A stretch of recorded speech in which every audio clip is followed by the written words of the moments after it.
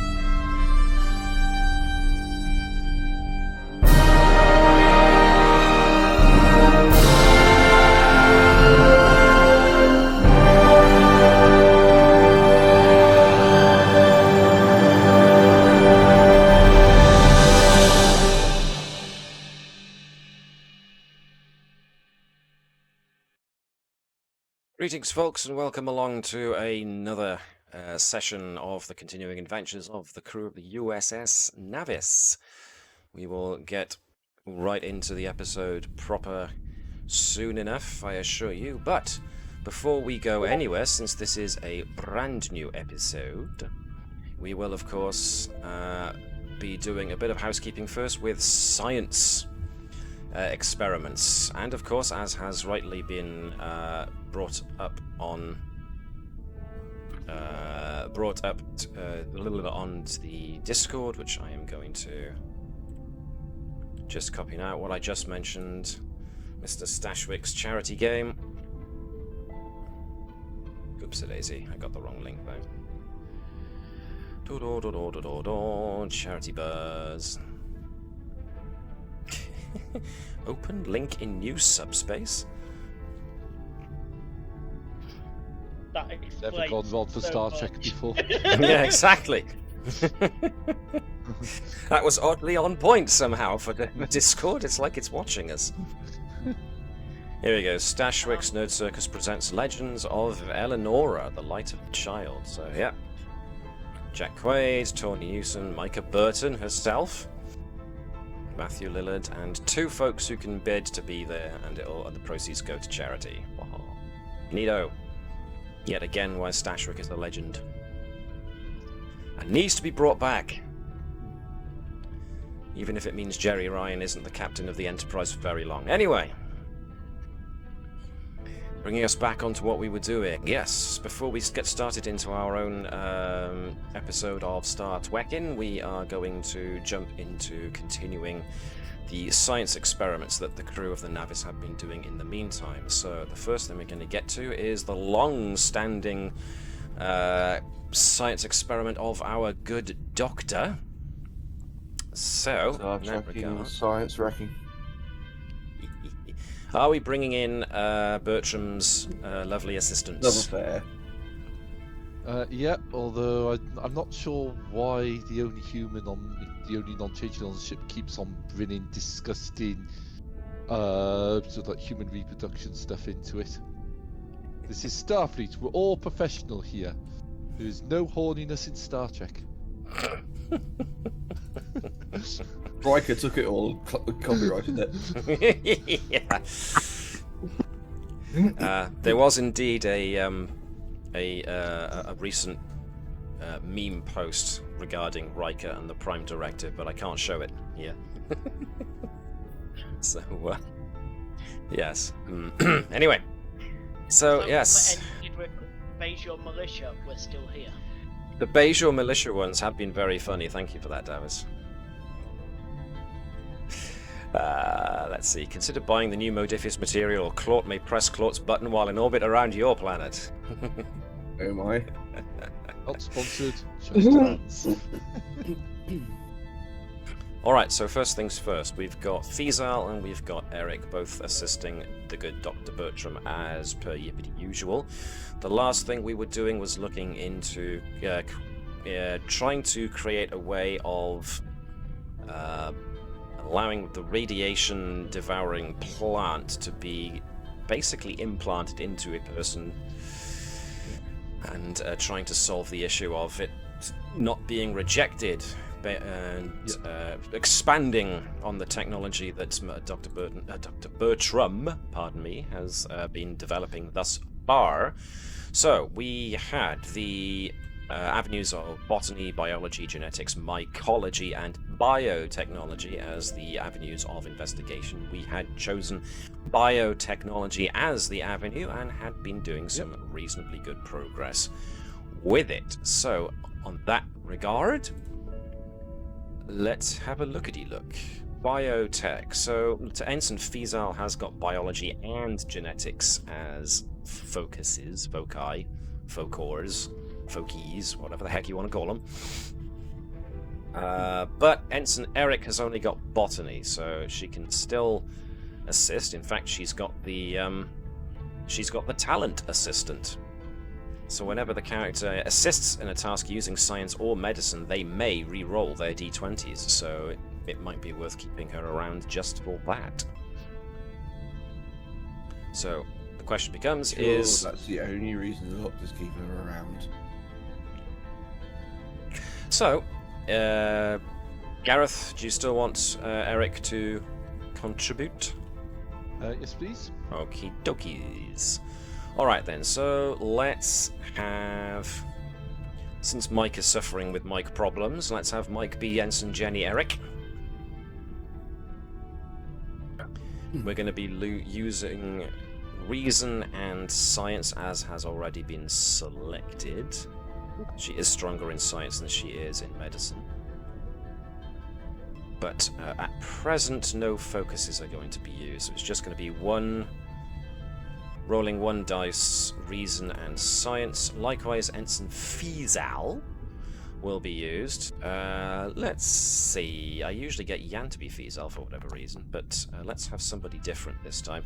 Maybe this could be a test for seeing whether or not we allow Davis near a dice, or we could get Alex involved. I think canary time for Davis. Alright then, Davis, if you could be Ensign Feazal, she gets reason and science as well. One dice, but with a focus.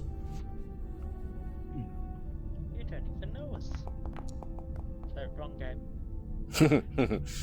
3 successes so far, pretty good. So now it becomes reason and medicine for the good doctor. Thrown in determination. Because Of course, because you always do. I Very always do. determined. 5. Jeez, Willikers. Once again, a smattering. A great big plethora. Well, no, plethora is the wrong word, because plethora suggests an unwanted excess quantity. There was definitely a wanted excess quantity of successes there. Flipping heck. Yay. All right. A lot of progress was made in the downtime between these the last episode and this one. So whilst everyone was mulling over the implications of the assessor and the Tilical technology in between that time and the start of this episode, science still has to go on, and indeed the level of biotech simulations and tests being run are producing very encouraging results thus far. Not too much longer, and you might be in with you might reach the end of this particular line of investigation, and it's all looking very promising. And live long and prosper to you too, Suitable Substrate. Thank you for joining us, as per usual. Welcome to science. And science has been very successful, if I do say so. Wow. So just before we get to Vibers and Edwards, if we wanted to do a downtime action, is it an either or for science? Pardon? I just remembered me and Davis actually talked about it. I just remembered that we were meant to polish it off over the weekend of doing something in particular in between episodes, a bit of kind of field research into the Tilical. Aha. So that's why I was like, would it be an either or thing? Because obviously I don't want to be greedy. Hang on a second. And hopefully What are you also doing? Davis can remember it. What we talked about. Wait, I've slept since then. You need to remind me. We wanted to look into what sources we had, specifically the race on the space station about the overseer, or Yeah. not overseer, the judge or whatever his name was. So this You're- was... okay. Sorry, go on. I talked over you there. So, previously on Star Trek Navis, we encountered an alien who was a bit miffed with us for interfering when things weren't ready yet. Who was the overseer or something on that planet who sent us home. But in a previous episode a while back, we encountered a space station full of people in the middle of nowhere that had a working transporter back. It's And- Mm-hmm.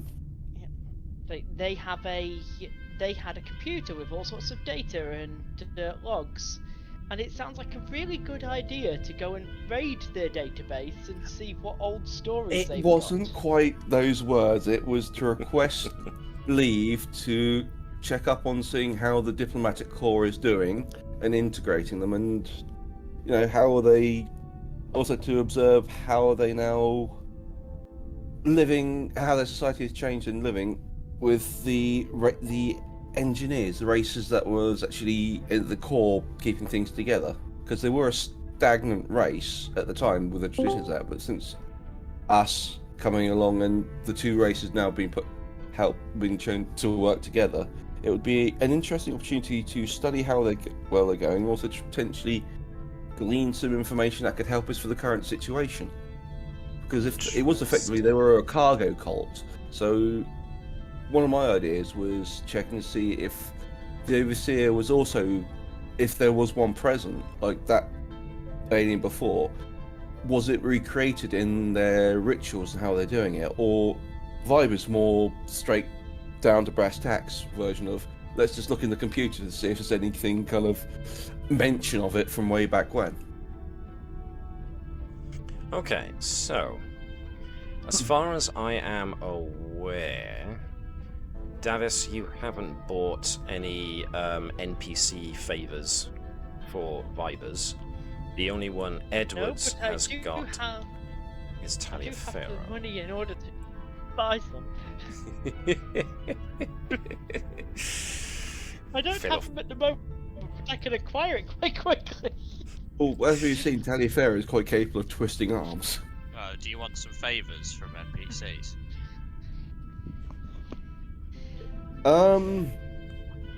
Admittedly, we don't know anyone in the diplomatic corps. That'd be one way. I Although we do know have someone I can get a favour for that. unless we want to do it An into the admiral Admiral. who owes Is me it something. Admiral Hubert? Isn't it? Hebert. Hubert. Yes. Sorry. I was thinking of actually spending a claim to get some reputation with her. So, Admiral William, That might be aiming a bit too high. Captain Seren, Lady Tajok, Captain Nicole, Captain Picard, Dr. Curtis DeMar, General Cargan, Admiral Hebert. So yeah. Wow, take somebody's flexing. it. Really? But yes, given I don't have that- anything to expend my claim on apart from relation building. Well, also we'd have to obviously your ask vision, for the just- captain to go to take our leave to do this research. Well, just to be clear to everyone who is tuning in, and also for Mike, who didn't have the benefit of being here way back then, we are, of course, referring to episode 13. Way back then. Just for comparison's sake, we are today on episode 34. So, good memory, guys. Yeah, that was episode 13. We come forth to contemplate the stars, and the crew were indeed transported to a distant outpost on the edge of the Milky Way by complete accident, and found that there were similarities with Tilical technology, but this culture who were encountered on this station, as Alex has already noted, had come to kind of what's the word? I mean, you said it yourself. Turned into a cargo cult. So they lost the origin thread of why they have these beliefs. But essentially, it looked like that this species were put there to basically maintain this outpost, and forgot the purpose as they went along. So as far as going out and having a look, whether or not there's any mention of any kind of overseer-like creature in the vein of the Assessor Tredic that you met That was it. in last week's That episode. was the word I was looking for. Strangely enough, you don't find mention of an Assessor. Or at least something that could be gleaned with similarities. So far, diplomatic relations with this isolated group have been attempted. They're going slowly, because these people are now starting to only slowly develop their understanding of where they actually do lie in the universe, and therefore the grand scheme of things. So, Federation diplomacy was working quietly, carefully, and slowly with them. And of course, that was put on hold during the whole debacle with the Klingons. And that hasn't seen much action since, because now, after the Klingons have finally come back into the fold, we still have the problem with the Dominion. So nothing much else has been done in regards to the people who were only reachable by the teleportation device found on Pegasi 5. But, interestingly enough, they do find there are plenty of mentions of this originator-type race that were the ones responsible for putting those people on that station. But it doesn't seem that there were any iconographs or any depictions or any mentions of any specific individuals of this founding race that gave these people their purpose. So yeah, strange. So it's not entirely clear how, or if at all, this Assessor creature fits into the Tilical cosmology as it currently exists. So that's what you guys were doing, putting your own project on hold for a time. Okie dokie. Okie dokie do. which essentially It leaves seems us. appropriate. So yeah, you discover a fair amount has gone on since, but nothing that leads you to believe that there's any direct mention of any creature the likes of which you have recently come across. So we've put that on hold for now as a result. Okay. Anybody else got anything else they want to do as the downtime between episodes? There was my formal complaint. There was, yes. Good point. Seeing if Thank you for anything- reminding if me. anything's come back from that. Yeah. Yes, there was. During one particular, let's see, a week has now passed between the end of last episode and the beginning of this one. And at some point midweek, after, which makes a good degree of sense because of the time it would take for your report to be filed by Admiral Hebert, for the report to then go through to the Admiralty, for the Admiralty to then receive the notice of reprimand, and for it to get processed by the is it called the JAG? I forget. There's an actual authority. The Judge Advocate General. The Judge Advocate General, that was it, the JAG. Thank you. Yeah. For it to be processed. And at some point midweek, which Andrews would discover because she's got favour with Admiral Hebert, and Keval finds out about it as well through Shore. When Andrews goes to just catch up with Hebert, she goes to knock on the door, figuratively, press the call button to let the Admiral know that you're outside her office. Andrews can basically hear yelling, and it's not coming from Hebert. Somebody is yelling down the comms at her, and it turns out that when the reprimand was put in for Captain Blackton's conduct, somebody higher up in the Admiralty has basically come back and yelled back at Hebert for daring to do so. So it seems that not only is... Let me just make sure I got the name right here. Not only is Blackford an arse, he's a very well-connected arse. Right, he And- wants to play that game, does he? Fine, fine. Basically, Hebert says that the complaints were thrown out. Fine by me. Revenge will be served. I could just imagine Andrews now just sitting back in her chair, cupping her hands together and rubbing them. So I think that's it's how time to we're call in playing a it. favour and say, Captain Picard, do you want to file a formal complaint? Yes, indeed. Picard, at this point in his career, I think, is Doing still... nothing, because They're still doing very Enterprise little D- because the Enterprise E is going through test runs at the moment, so yeah. Say Vibers could become your fixer. He knows a guy that knows a guy that Oh, knows yeah. some Orions. Yeah. Vibers, do you fancy sabotaging the Bellerophon? I have no idea what you could possibly be referring to. Commander Vibers, do you want to find someone who will sabotage the Bellerophon?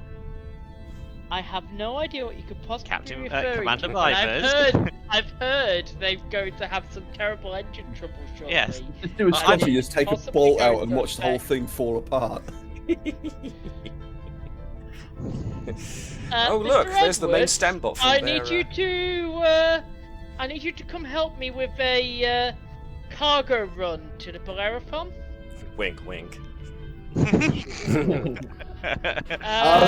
You will be walking over. I will be taking the transporter.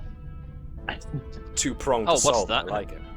What's that? Some contraband has turned up on board the Bellerophon? Oh, what a pity. I wonder how that got there. Contraband? Just I was going happens to to have walk a out with homing half drum a in the middle.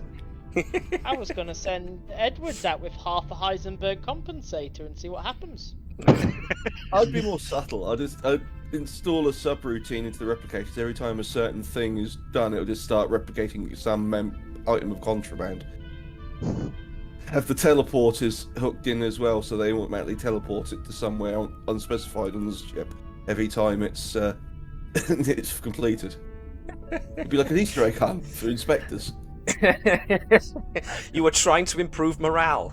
You were just making a fun game of it. I like it. We'll do that. Okay, smashing. Alrighty. Anything else? Could I use my acclaim to either reach out through the back channels of the Orions or to the people that we know have collected this sort of thing, but looking for a memory core from Telecal technology? Ooh, interesting. What would be worth your while then, I think, in that regard, would be if you spent... Let's see, he's not strictly Starfleet, but he is an NPC without a rank, so that would cost you around 2. You could get favor with...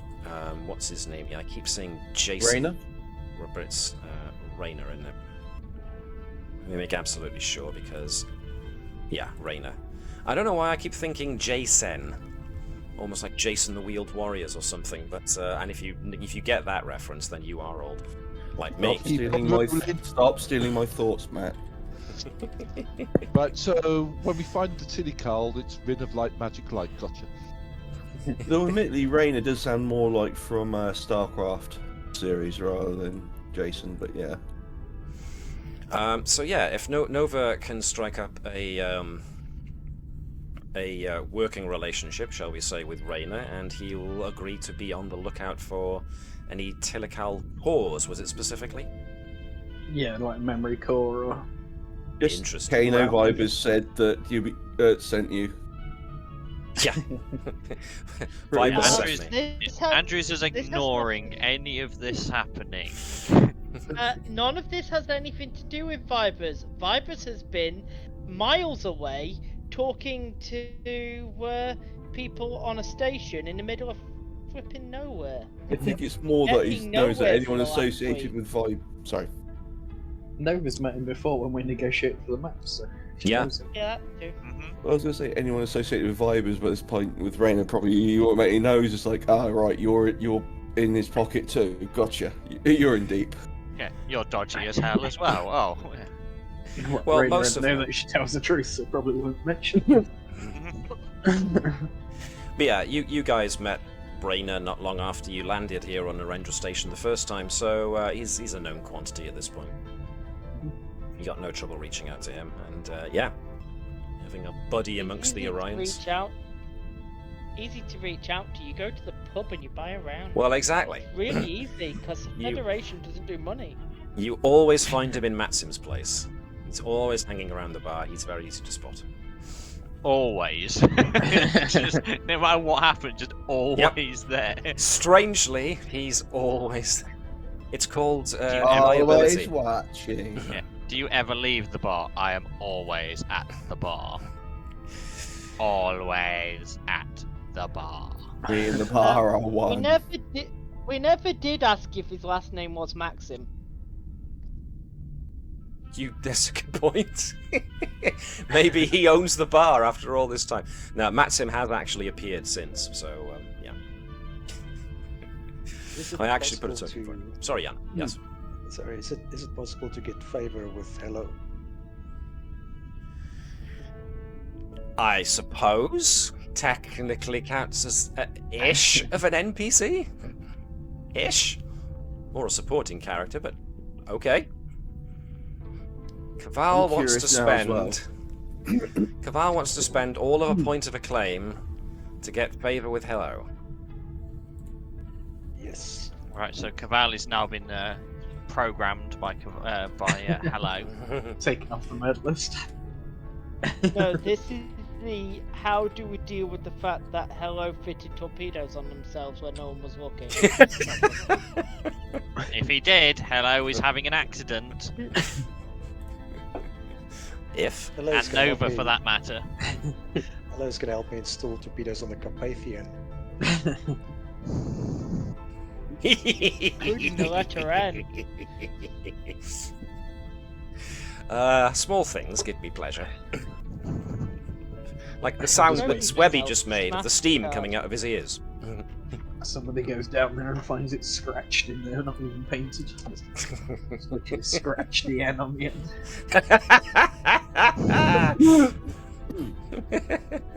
If that was the case, there would be genuine hell to play. We are not doing the next mission. It is entirely now Andrew's reprimanding her entire crew. Everyone is doing laps of the ship. Get down there and give me infinity. If you get that Cannot reference, do Bill and Ted. don't tell them. Well, I couldn't Ruined my think gate of any now. relevant quotes. Well, I could start quoting Bill and Ted's film, but I won't at least give you a fighting chance of being able to... 1 out of 3 chance of guessing which one I was talking about. But, Well, hopefully it best one. wasn't the latest one. well, I was going to say it was the best one, not the last one that I didn't even bother watching more than 10 minutes of. Sorry, Alex. Sorry, Keanu, but... yeah. Anyway, moving swiftly on before we get caught in cross-franchise tangents. Noted. So you've gained favour with Hello. So that I just take that to mean that Keval has taken to spending a bit more time in the science labs, just conversing with Unit Hello. Yeah, and Hello being an AI, seeing if there's any interesting ideas Hello might have around piloting and navigation, especially with regards to attack runs and defensive runs. Interesting.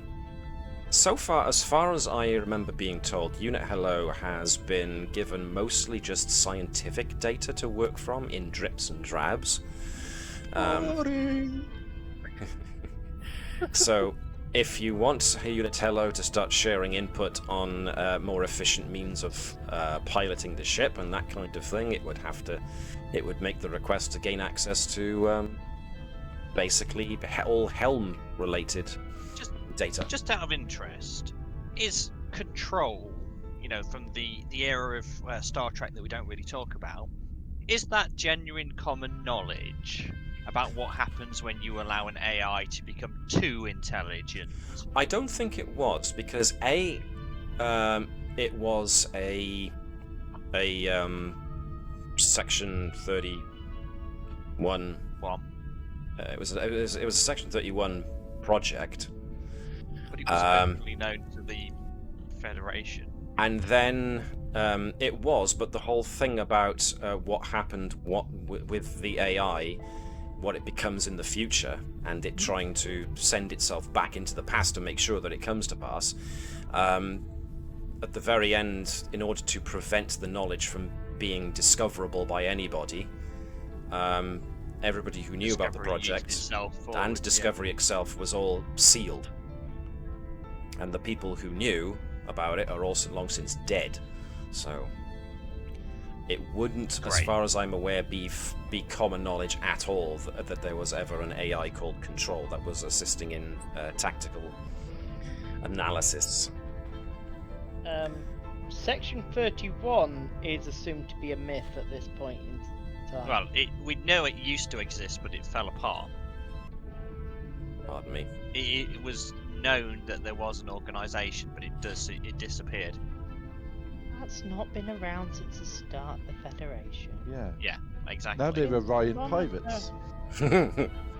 Since those old scientists. Yarr. Lest we forget, yes, it's talking like a pirate thing. Right. How that is how they got it in the lower decks. Okay, so, yeah, Unit Hello is pretty much what you expect talking to a machine to be like at this current moment in time. Although, there are some flickers of the closest thing you could approximate to emotion in Unit Hello when it keeps on expressing discontent at the fact that it has isolated a couple of routines were attempting to be run by its core, but without access to the memory that it shared when it was still plugged into the console. On Bacchus 4, the exact functions that were trying to be fired are outside of Hello's ability to discover what they were, so it's still kind of twitchy when the subject of its links to Tilical tech is brought up. Nevertheless, you never know what you might find in your quests in the future, so... Okay. Anything else? In that case, I think it's time we got on to the actual start of this episode. So, can I please ask for our itinerary captain to read the captain's log, please? No. Captain's log, stardate 50643.6. We are responding to a distress call from the Vulcan Expeditionary Group on Trax Epsilon 1. We lost the signal 1 day ago, but are still en route. Okay. So, I'm going to change the ambience a smidgen, and this happens later on when the captain addresses the senior bridge crew. Basically, access the comms, the distress signal that came through, and the distress signal reads thus. Excuse me.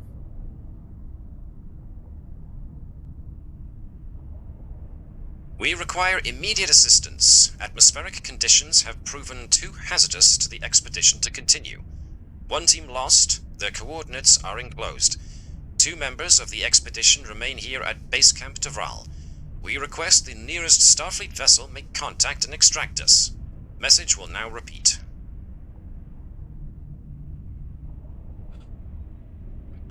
That is all from the distress call. So, the ship is currently en route to the Trax. The question is Epsilon what do we system. know about the system? Okie dokie.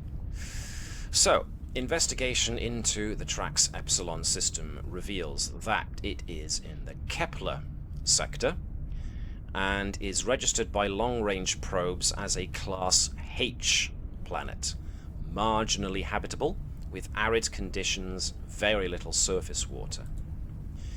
Apparently, the Vulcan Expeditionary Group came here to study the planet's atmosphere, as they'd never encountered a Class H atmosphere so close to its sun, which is just 0.03 AUs away. Records from the Expeditionary Group, indicate that since they landed, the planet has undergone some kind of odd atmospheric transformation. No more data is currently available on that, however. So that's the information you were able to discover for Trax Epsilon 1. Do we know if they had a ship assigned to them already, or... They did. The ship dropped them off. Dropped off the cargo that was necessary to create the prefabricated buildings, like I've mentioned before, the things that are just easy. They just pop up, and you just nail them down so they're easy, fast and easy and efficient to place. And you've got a working base camp, and of course the Vulcans, being Vulcans, they're very efficient at this kind of thing. So, it doesn't take long before the ship comes out of water. And we are greeted with the following when you look out at the external sensors, when you meet the Trax Epsilon system.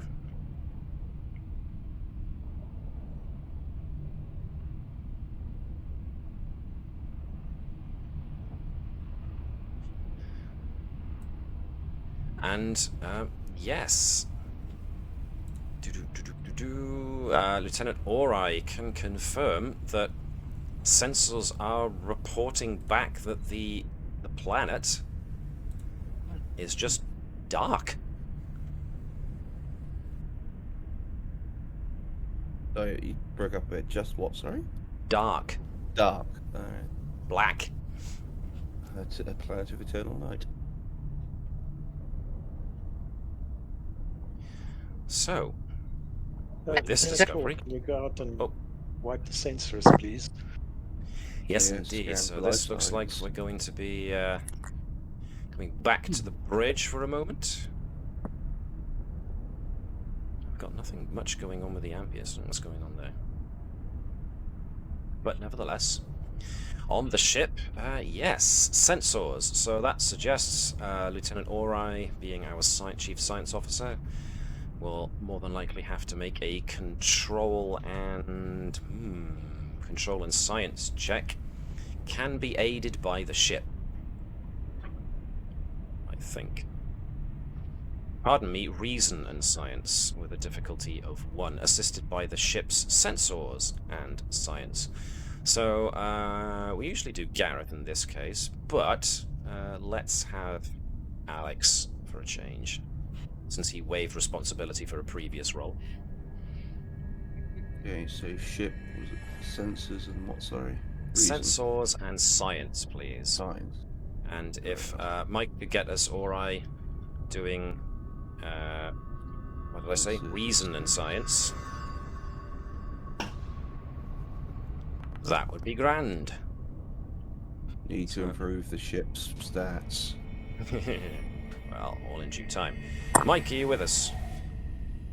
Can you hear me? Yep, I can hear you. Can I roll 2 dice or 2 1? dice, if you please, since the ship was assisting you. Ooh, very good. 2 successes, 1 over what you needed. I've just realised that once again my my momentum and threat pools are vanished, so I have to reload to bring them back. Do excuse me for a moment. Come on. There we are. So you do get 1 momentum from that. What do you learn? Okie dokie. The first planet in the system, as you can see, is displaying a strange yet unseen characteristic. The planet is covered in a black atmosphere. Sensors are reporting that all but 0.04% of light is being reflected back.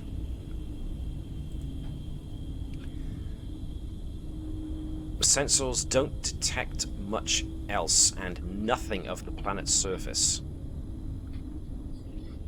There is a somewhat anomalous reading to the planet's magnetic field as well. Almost as if the poles were moving and fluctuating. You are breaking up, I'm Nope. sorry, Mike. Hello. Hello? You are breaking Hello? up badly, I'm afraid. I don't know what to do. Oh, there you go, I can hear you type it. better now. Can't just type stuff. Absolutely, you can type stuff if you think you need to. If it's causing a problem, absolutely you can type stuff.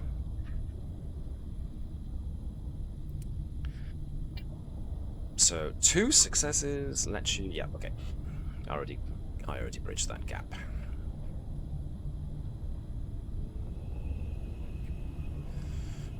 Anything else? Nope, that was it. So What's the atmospheric composition?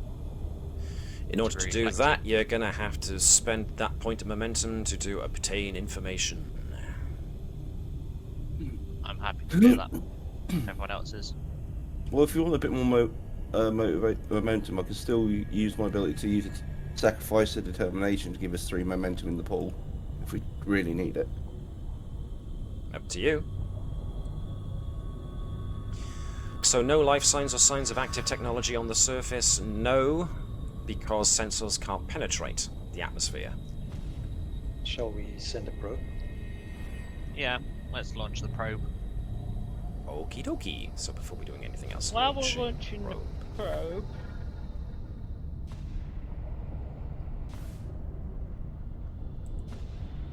Yes, while you're launching the probe. I was going to say, while they're launching the probe, it might be an idea to open comms to the planet and just see if anyone answers. Mm-hmm. Sure, no problem.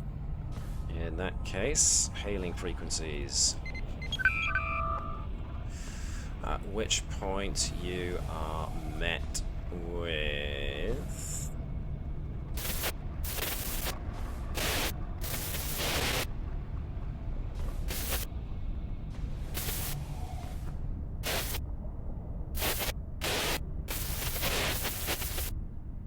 and the like. I'd be tempted to scan the atmosphere to see if there's any, if it's, well, what could be potentially doing it. I'm starting to think maybe some sort of metal particulates or that kind of ionization, maybe. So, are you going to spend the momentum, or are you going to generate the momentum to then spend the momentum?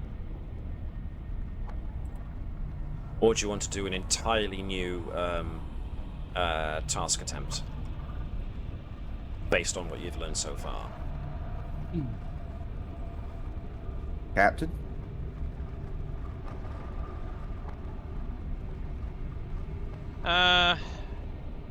Sorry, I'm trying to eat. I've not That's eaten fine. since. Yeah, let's carry on. Because we've already started the scan, we might as well carry it on as part of it. Okay. Examining the scan results, you find out that the atmospheric composition of the planet at the moment is predominantly silicate molecules. A thick silicate gas.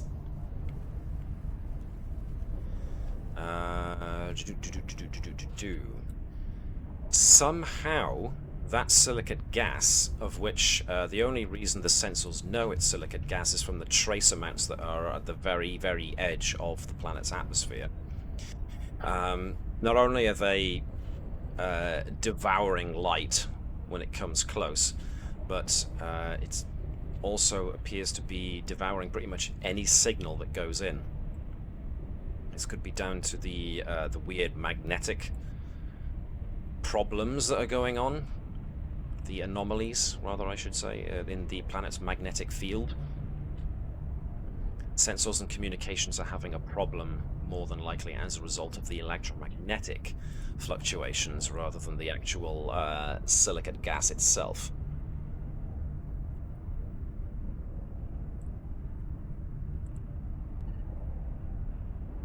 So, with that information in mind, what would you like to do now?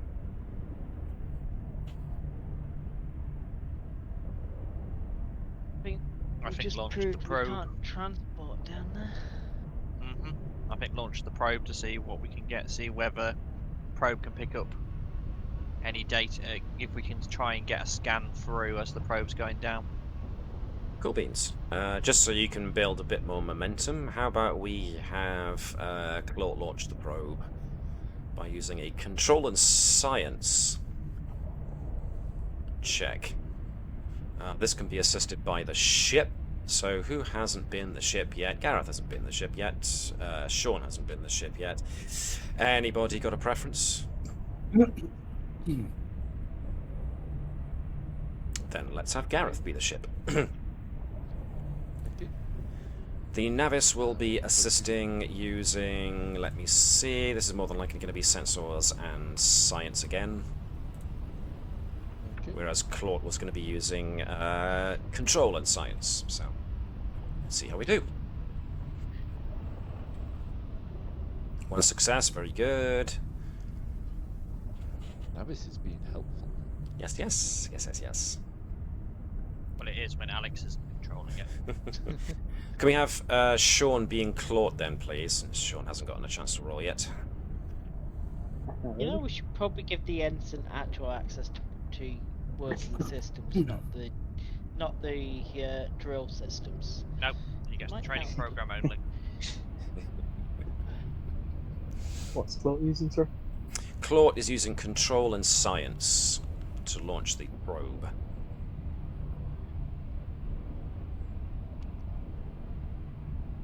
We've already got a success from the targeting computers, and hello, look at that! Okay. Alright. I would like to burn a determination. Claude's one and only determination? No. Sorry, no, mine. Okay. Keval is feeding all of that information back into the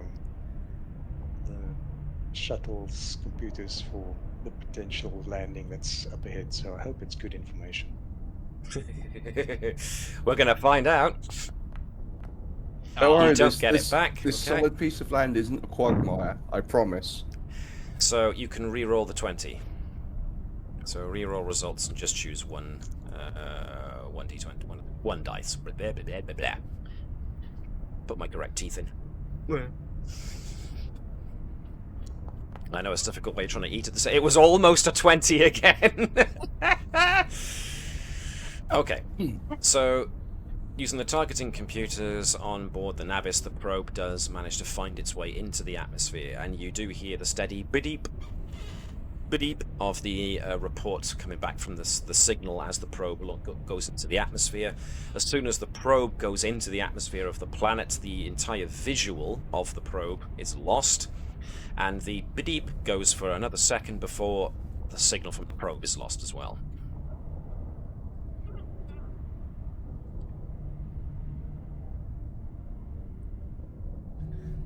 So But this damn. Where is it? Where is it? Where is it? Where is it? Where is it? Where is it? Where is it? Where is it? Give me. All telemetry lost from the probe, Captain.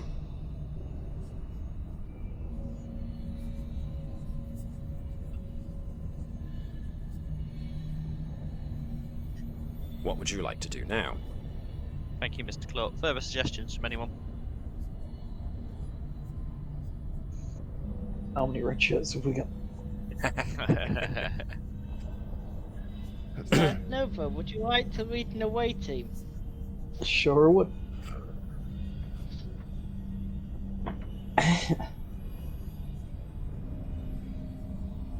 So, Um, options available to you at the moment, as far as I see. Sorry, Davis, you were going to say something. we have Carpathia that's available. You do?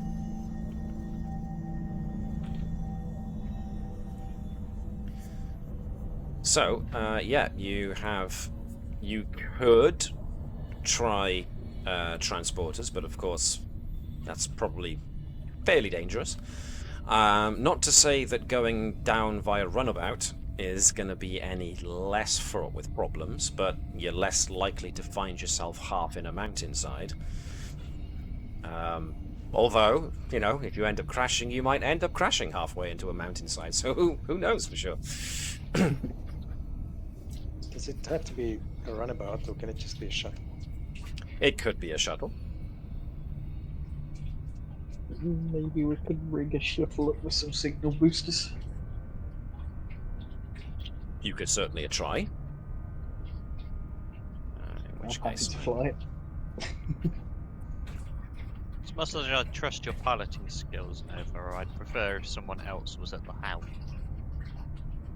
If that is our plan of action.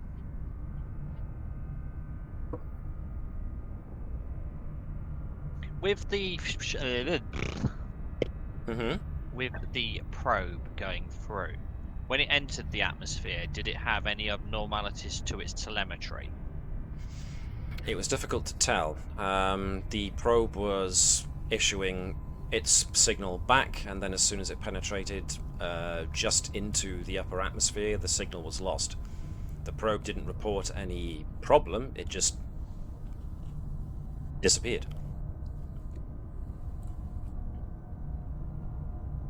Let's try a remote flight panel on a shuttle first.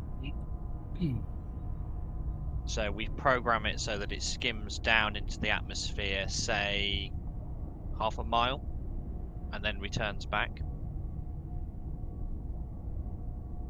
Because then, in the worst case, we've lost a shuttle rather than losing a shuttle and a crew. Captain, I believe you meant a kilometer. Back where I come from.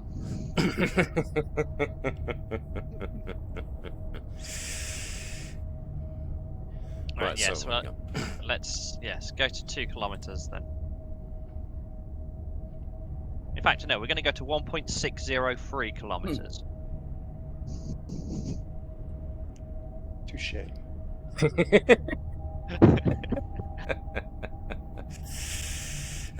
Me oh my. Okay, let me just take care of something a moment. So the deal is you're going to try and set up a remote link to a shuttle. No, my remote link. Basically, set the shuttle on a flight path so that it enters the atmosphere and then comes back under under a pre-programmed control, so no one is on board it. So nobody be on board. Pilot it via remote. Am I getting that wrong again? Not even remote. It's just a command. It just shoot because it. remote means that you've got to operate it. You've got to fly it from the ship. Is that it's just literally set out, and this is a pre-programmed flight program that it goes into. Right. So you pre-program it ahead of time and just let it go. Yes. All right. Give me a moment then. I just want to make a couple of slight preparations. Because then if it comes back, then we know that the atmosphere is okay to fly through. If it doesn't come back, then we have a further issue. Alright then. So, you're looking to send a shuttlecraft. Let's pull you over here first. Bloop. Perhaps we can make the flight plan a little bit clever in that the shuttle will return anyway if it reaches, say, 60% integrity, shield integrity, which means it probably would not have made it through if it tried to make it through.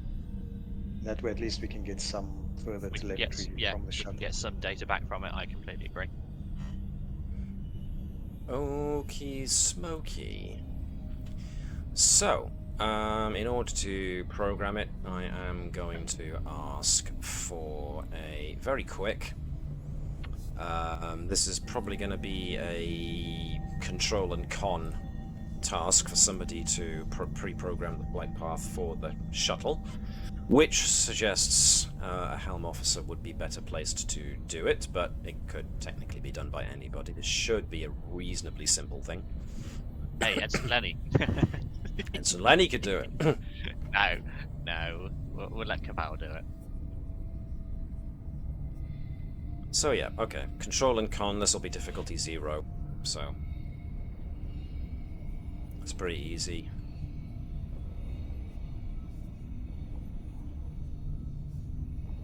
And of course focuses apply. 6 and 7, very, very good. 2 successes, so that gives us some momentum to the pool. Haven't missed any messages from anybody, have I? Nope. Okay, cool. Groovy. So yes, the flight plan has been automatically entered into the shuttle's computer. So now it's just a case of letting it take off, leave, and come back. So let's go back to the Trax Epsilon system. Your shuttle exits the flight bay, starts to peel off towards the planet. Fairly straight line to go to. It was only going to penetrate the atmosphere at a certain distance, and then it was going to basically turn around and come back. Whoa. Yeah, unless its hull stress exceeds 60%. Yep. At which point, it disappears into the atmosphere and disappears from view. A couple of moments go by. People are just there tapping their, drumming their fingers on the consoles, waiting for something, anything. Eventually, you get a signal when the shuttle reappears, but not where you programmed it to reappear. The shuttle emerges, seems to hover in place for a second, then starts to make its way back towards the Navis. Whilst it's on its route back, can we start downloading the Data? Yes, absolutely. Yeah, and So also what checking you to get- see if there's any signs of damage. Let's bring us back to the bridge. Okay. The shuttle itself reports very little in the way of hull stress, but an examination of its navigational data suggests that the onboard computer was having a lot of problems trying to accurately determine its coordinates whilst it was in the planet's atmosphere, suggesting that the electromagnetic interference within the atmosphere was interfering with the navigational sensors, which would explain why the shuttle ended up coming out at the wrong point. Once its navigational sensors cleared up, when it finally found its way out of the atmosphere, the onboard computer had to sit and recalculate itself in order to make the return journey back. There's evidence of some silicate scoring along the paintwork. Nothing that suggests any definite levels of debilitating damage, but it does suggest that, as the planetary conditions would have suggested before, but anyone going down there is definitely going to need an EV suit. Hey, Matt. Hmm. If we check the last entry in the shuttle's log, is there a distorted sentence we can't translate, but it may or may not be Liberate Me? Whoa. I wasn't quite prepared for that level of horror, but if you really want to go that way... Is this where we finally make the transition from Star Trek Adventures to Warhammer 40k Wrath and Glory? I don't know. Just a dark, sinister planet. Just checking, it doesn't have any messages in Shellyak in its logs? Apparently not. Oh, If good. it does, we mock them. No, we just get Claude to talk to them. Rock to rock, they'll figure it out. So essentially what you get, the impression is that as soon as the shuttle penetrated the atmosphere and lost all signal to the Navis, its sensors were having a devil of a problem trying to calculate where it was. The sensors couldn't penetrate very far through the atmosphere at all, so it started making micro corrections, but wasn't able to actually determine where it was, so it then tried to make its way back to the Navis, but of course had trouble correcting its exact direction, and it eventually figured out a way to come out, but ended up coming out at the wrong point. At least not at the point that it expected to come out at. Do we know how many Vulcan scientists were down on the planet? Probably said on the stress let ball from me my think. brain. Let me just check. Is there a number?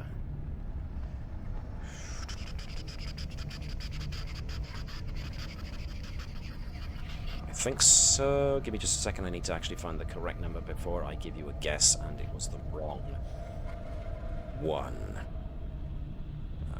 Let me see.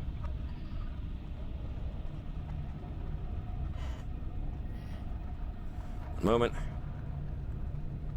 8. So it's going to have to be a runabout for rescue. Well, Keval, don't scratch the Carpathia.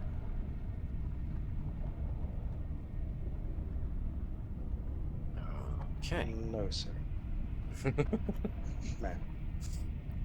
Was that no, I won't scratch the paperwork, or no? Just no. I was just pulling your leg. Sharp and scroll. Poor Lieutenant Lenny. Excuse me a second. So, it looks like, yes, If you're going to go down, then relying on instrumentation is going to be difficult. So, yes. Can we potentially... So from the telemetry we got of the actual shuttle, and from the knowledge that we have that if it is silicates, can we potentially work out a theoretical planetary density and then use that to create a makeshift like a wireframe map kind of thing? No, more of a pressure gauge. Because the atmospheric pressure we should then be able to calculate based on the size of the planet. So you can calculate the distance from the upper atmosphere down to the planet's surface? Yes. Yeah, okay. Very crude. You can, you've got access to the previous records of what Trax Epsilon looked like. So you do have a map of the topography and the planet size and all of that. You've even got the coordinates of where the science outpost was. The only problem you have, of course, is you don't know at what point within its spin on its orbit that the planet's currently at, because you can't read the surface. So you do have pretty accurate maps of what the planet's atmospheric density should be, the distance from surface to the upper atmosphere. So you can do that. You barometer, and it's not a barometer because barometer does. Oh no, but barometer does measure pressure. So yes, you could do a little bit of a modification to the Carpathia in order to try and measure that to get a better idea of how close you are to the surface. Any other things you might want to do as a means of trying to make your life a little less fraught when it comes to landing an away team? Is it worthwhile as trying to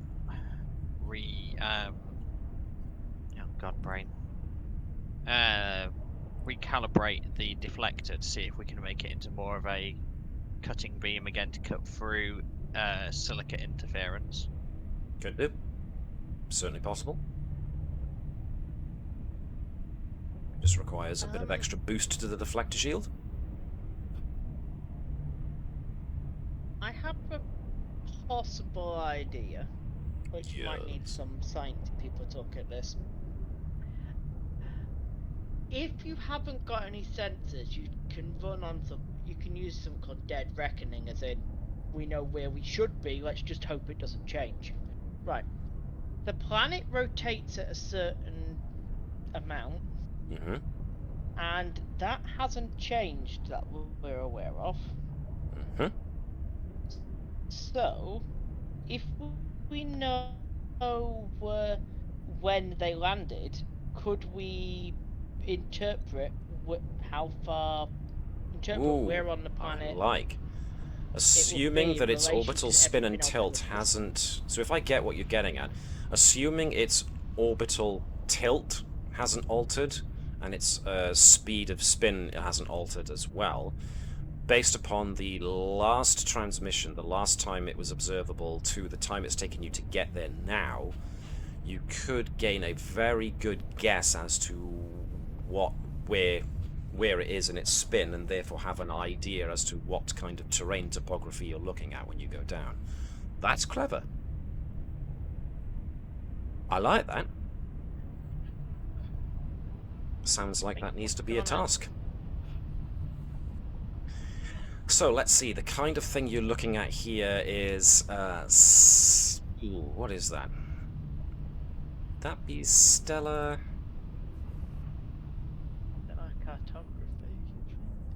phenomena? It's not exactly stellar flag stellar phenomena. It's more like orbital dynamics. Yeah, so that is orbital dynamics. Since Mike's on mute, I'm gonna say his catchphrase for this sort of situation. Could he blag quantum mechanics?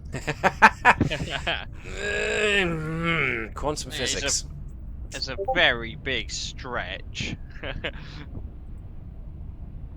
Planetary dynamics isn't really quantum, it's more about No, it's more set. base level physics, unfortunately.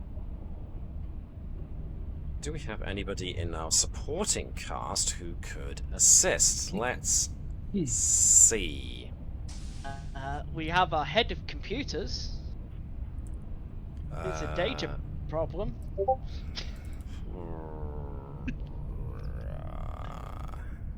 But quantum underlies all levels of physics. Not all parts of physics. Ensign Fiesel's focus in calisthenics is not going to help anybody. Okay. You don't. Yeah. Well, actually, Warp field dynamics is. I do believe you have all of one supporting character that hasn't been allocated, and as it happens, one of the Bravo quintuplets is in stellar cartography. Get him up here now. So the other Bravo, the one we don't talk to. Captain, can I recommend rather than get him up here, we go down to stellar cartography? Pay him a visit. They have got the big screens to explain the problem. Fine. Right then, let me find where I left. We're going to deliberately make him use the smallest screen in stellar cartography to show us this now.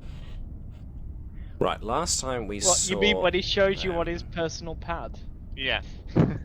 They were. We'll have to come around the personal pad when the big screen's right next to him. It's like, oh, the big screen's been installed on Tuesday, Captain. Main lounge. Let's see. Where did we leave? There's Bravo Security. There's Nurse Bravo. Science. Stellar Cartography. We replace the big screens with a torpedo rack on that's fine. Yes. Okay, so what let's put an old projector and a little kind of down screen or hanging off a torpedo. No, it's an overhead one, so you can draw on it. Who did we say? Because the bulb might break. No, you want the ones. You want the cellulose screens. Right, just in case I already came up with a name for this particular one, let's check the Narendra Auditorium, which was where they were last sighted. Did I give them a name, or was it just... The Bravos have first names? They do. No, I didn't. Okay, so if somebody, while I'm busy doing this, would like to jump on one of the Star Trek name generators and find me a male Betazoid first name we can use for this particular Bravo. Bob. He goes by the humanized version, so Bob Bravo. Bobadell Bravo.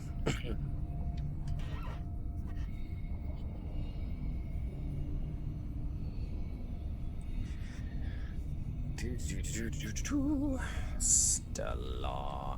Now this is, yes it is, cartography. We haven't made a supporting character in the longest time. What did somebody find?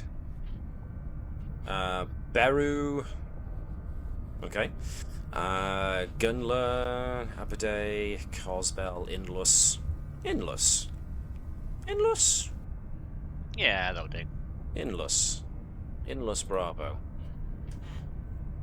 Nope, that's Unless. Inlus Bravo. Stellar Cartography. He could just be the Bravo we were looking for. Right then, so when you create a supporting character, determine what purpose. So, attributes. They're going to have one score at 10, so let me see. The biggest, the most telling attribute you're going to need for something like stellar cartography is probably going to be... Science! Well, attribute, not discipline, so reason. Oh. Yeah. Maybe reason should be higher.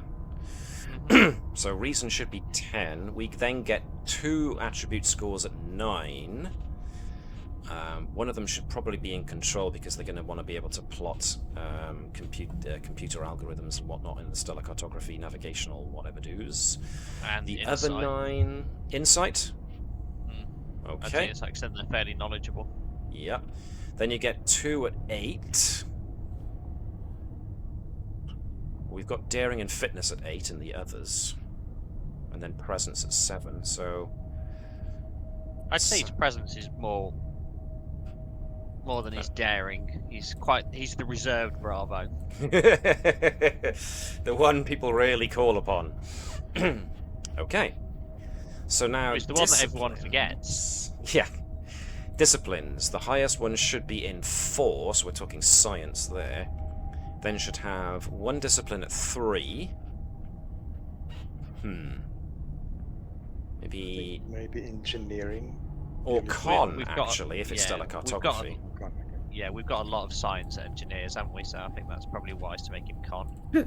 So con at I just realised 3. Jan's put a lot of interesting names. Then two disciplines at 2. Let's see. Well, engineering can go in at 2. What else can go in at 2? Medicine, security, or command? Probably command. He's got Okay. more leadership experience. Which leaves... He is a head of a major department. Yeah, which leaves medicine and security at 1. Okay. Groovy. So that's that lot. Now we want focuses. So choose 3 focuses. Well, first one's going to be stellar cartography. Random crystalline atmospheres? Or is that Well, yeah, I think- the next 2 can be specific to the problem you have available to you. So, yeah. I think he should have interpretive dance. Interpretive dance. No. Don't even No, all right. serious. Yeah, I'd like to complain as well, by the way, about the Sunday game getting rid of National's Dabo focus. That should always stay. I'll take it up with the crew of the cones. Maybe we steal it then and give it Yeah, to him. he has an addiction to Dabo. There we go. So you want to give Endless Bravo Dabo. Endless someone's gone. Bravo does Dabo. Statistical with probability, then we'll steal National. Mike's dropped. Mike has dropped. And we don't mean mic drop, we mean Mike has dropped out. Oh, I have just lost connection with Hello? the server. Hello. Hello? Hello. Hi, it works. Hello. Hey. Hello. He's back with us. So, I need the password again for the game. Somebody text it to him in the Discord, if you please. Thank you. I'm so sorry, guys. It's quite That's alright. alright, no These worries. things happen. Thank you, Sean. So yes, we need 2 more focuses for this character, one of which, or both of which, can apply to the current situation that you have a problem with. So, Maybe astrophysics. astrophysics. Sounds good. Nice. There's an S. Astromat. One more focus. Calculated reasoning. Ooh, 'Cause then it makes him a bit that's more of an one that could be all-rounder. applied to anything. So, Precisely. calculated reasoning. Pretty much, you would hope everybody's reasoning is calculated. But How it's more the fact of that he takes a lot. He generally takes longer to come to a conclusion, but it's more he plans out every scenario in his head. Ooh. So he has a focus on it. So he's very, very organized in everything he does. Doesn't Nova use intuitive reasoning? See, how about correct uses of the letter N? All right. Do we want calculative reasoning then to represent how singularly focused this guy is on making lists of everything he has to do? So he's actually the weird member of the Bravo quintuplets who has to be organized and everything has to be listed. Which is why he Someone had hates to the be in rest that of them. household. Yeah. So he's the OCD twin quintuplet. That's why nobody talks about it. Yeah. Yeah. Because he has every time he comes on, every time he tries to leave the astro navigation, he has to wash his hands 6 times. I've got a good one for the psychic beta Z psychic stuff though. Uh-huh. He's a telepathic sender, not a receiver. So he doesn't listen to it. He's learnt how to not listen to or sense Doesn't any of his listen to brothers. Anybody for psychic stuff, not empathic, not thoughts, but can send. He's the wireless. He's the one that pings the others. They all just send him a message. He's just like, oh, for God's sakes. So I have... So, Inless Bravo has the traits Betazoid, 1 of 5, OCD, Telepathic Sender. Admittedly, that's got in my own headcanon, so I was sitting there like going like, OCDs, you're going to be the one that the reason why they each keep checking to see if they've got their door keys and realise, wait a minute, they don't have keys.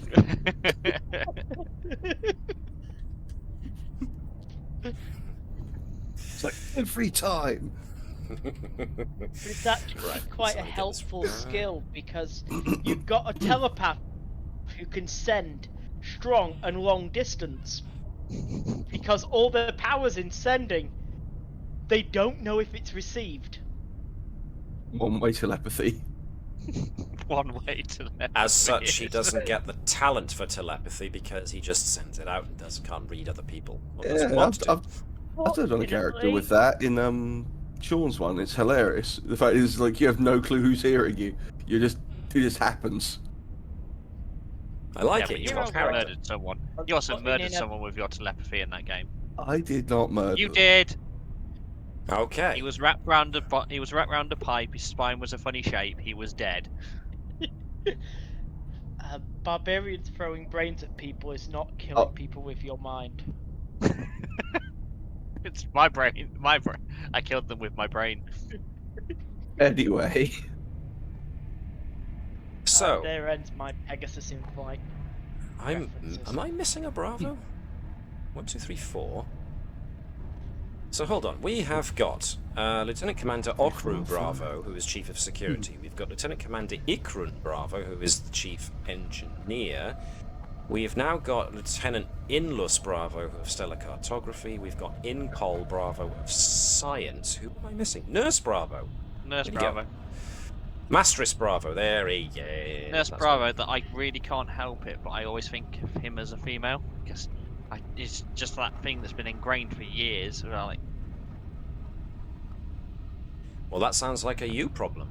yeah, it is. It's one of them. I completely respect male nurses, but it's always that the UK's obviously always drummed it in, saying, "Oh, well, nurse is a female profession." There's actually a weird bit of history on that one, because we give nurses the title sister. Mhm. Or matron for the head nurse. Yeah. Very interesting. Right, so we have got Lieutenant Bravo of Stellar Cartography, who can do exactly what we need him to do. So let's put him up in the science corner with the science people. So this is the guy that we're going to be calling upon to try and calculate the time differential between the last time the Vulcan science team took accurate records of the topography of the planet compared to the distance, the amount of time that's gone since, in order to try and get as good a guess as we're going to get out of where the planet's rotation might be now. So since you are accessing shipboard records for this, my connection to Forge is going off and on. So hopefully it'll hold. So the ship can assist with this. Who hasn't been the ship yet? I mean, it would make sense for Lieutenant Ori to at least assist, because he can use his computer's focus to access the computer records to assist with Lieutenant Bravo's attempt at calculating all of this. As I've said, the ship can assist with this as well, probably using computers. and science. So let's see, who hasn't had a roll in a goodly long bit? Webby, do you perhaps want to be the ship? Yeah, can do. Computers What and would you science like? from the ship. Mike, if you can give me... this is going to be control and science from Lieutenant Ori, since he's accessing the correct records that the ship has available. But then, Sean, as a fellow Betazoid, do you want to give Lieutenant Bravo Stellar Cartography his first outing? Alrighty. It's going to be reason and science using astrophysics as a focus. So I am going to make this a difficulty... Ooh, now, I'm going to spend a threat here to up the difficulty to 3, because this is going to be pretty damn good guesswork, and another threat to up the complication range, because if you get this wrong, it's going to be... If you get complications, it's going to make this very interesting. Computer expertise, whenever you attempt, you get to add a bonus d20 to your pool. Yes, so let's see, if we've got 2 from Lieutenant Bravo, so that means we'll have 2 from Lieutenant Ori and 1 from the ship, so that's our maximum of 5 dice, so yeah, that works out. 2 from Bravo, 1 success, okay. And then Ori rolls 5 dice for whatever reason. So we'll take the 6 and the 3 from that lot, and give. Well, the first two, the 8 and 10. Well, the 8 and the 10. You heard 5 dice maximum, and the number stuck in your head. I understand. So those were 2 successes either way, so that's 3 in total. So Ori's just really eager with his dice. He's like, yeah. What the hell? We know which focus he should have. He should be the Dabo focus. So the Navis computer was little help, but thankfully Ori managed to pull the correct records out of the database, and then Lieutenant Bravo was able to use that information to interpret where in the planet's spin it should be, and therefore where it should continue to be over the next period of time. Very good. So you could conceivably use this to almost like paint a false projection of what the topography should look like, and using the other modification you were going to use to the sensors as like a barometer, give almost like a wireframe overlay on the heads-up display of the runabout as to the best guess as to where the topography should be in relation to the runabout. Yeah, not bad at all. Very clever stuff. So with all that preparation work done, and our last supporting character created for the Navis, bless. Wow. Took us a while to get there, but we got there. Yeah. So it now comes down to, I suppose, who's going down on the away team to the planet below. Putting pauses in my sentences, like Brian Blessed. Although not quite as loud. Yeah, no, because he wants to date the Vulcan. Walking. Must accentuate every syllable. I believe tradition says that the team will be led by the first officer. Unless the first officer doesn't Yeah, want but to. This feels like a operations initiative. You're suggesting you say claws? Well, no, Nova said an operations. Yeah. Yeah. It's a genuine question of, if Vibers doesn't want to, Andrews will go down. Let's say. Vibers will go down because Andrews has said they're not happy with Vulcans, and this could be that could be an incident. Yeah, fake Romulans. First thing she says when she gets down. Oh, So, bloody fake Romulans, eh? How's that working out for you? I'm I'm sorry, but we seem to have lost the captain. Yeah. She's just stabbing them with her duct arc. Good. Romulan. Oh, yeah. Report to Starfleet. We could not save any of them. We're over here. Still hear the whispers of the dead on the wind. We're we getting lost our better. They captain on died. the planet. Ah, dearie me. All right then. So yes, it basically comes down to Yeah, I would mean- take a engineering and science heavy team. okay then. Do you want me to go in case there are injuries? They're only Oh, Rob- yep. they're only Vulcans. What about Fine. to the team while we're down there? Alright, yeah, okay, yeah, fair play. The other one, Captain.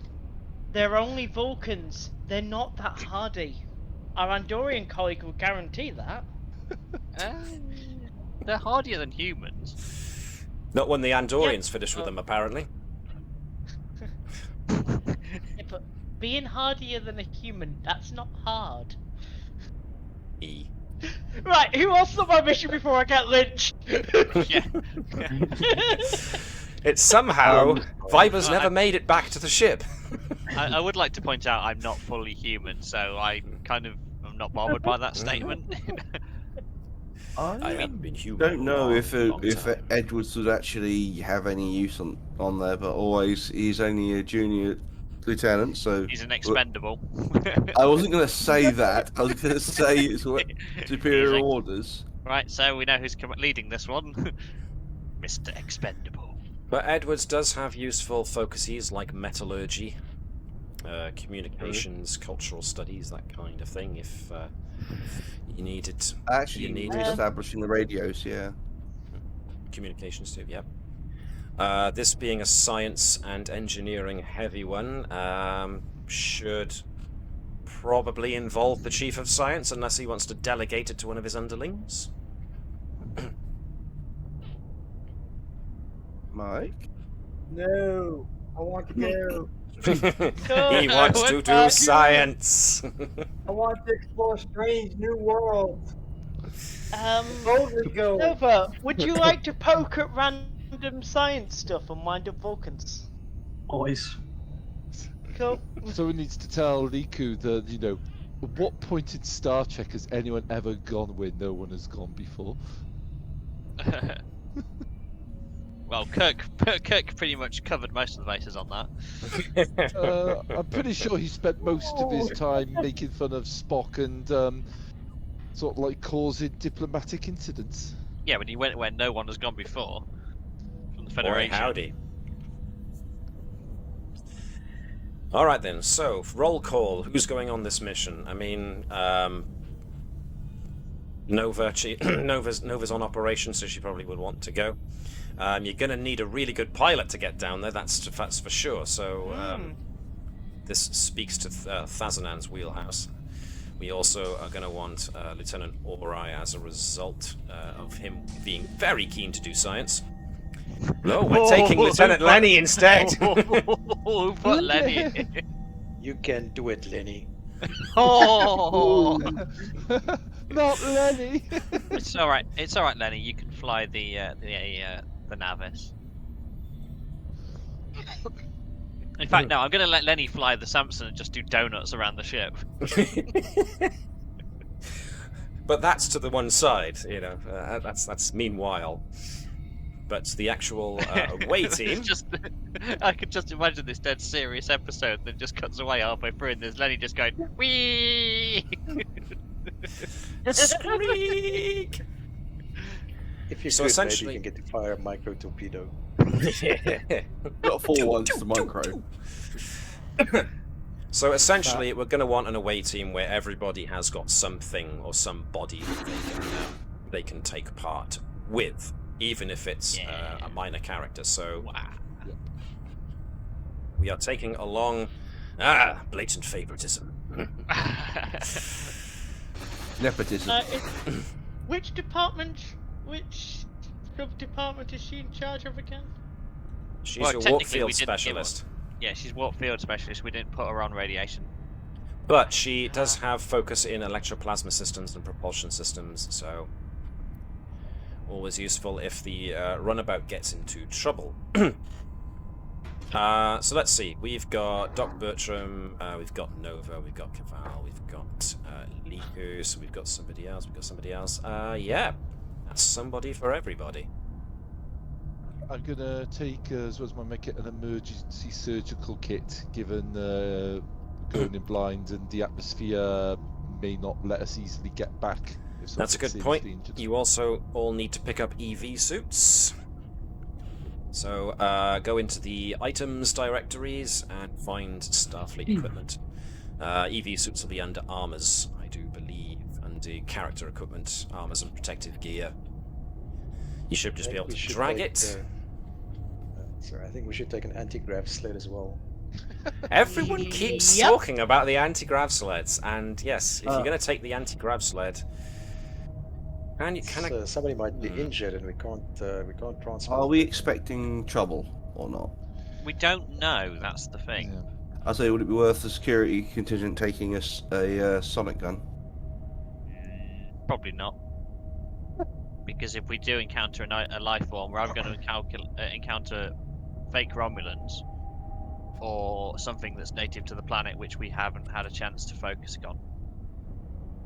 Yeah, but we can target it at Vulcans already. Yeah, I know. And then We target it at what, by the way? we aim it at, we set it up at Vulcans, yes. At what?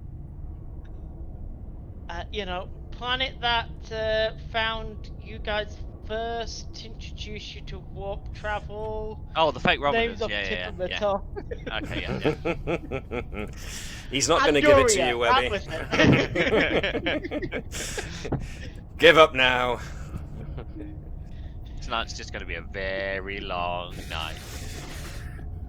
Right, so that's the crew that's going in there. So let's find the Carpathia interior.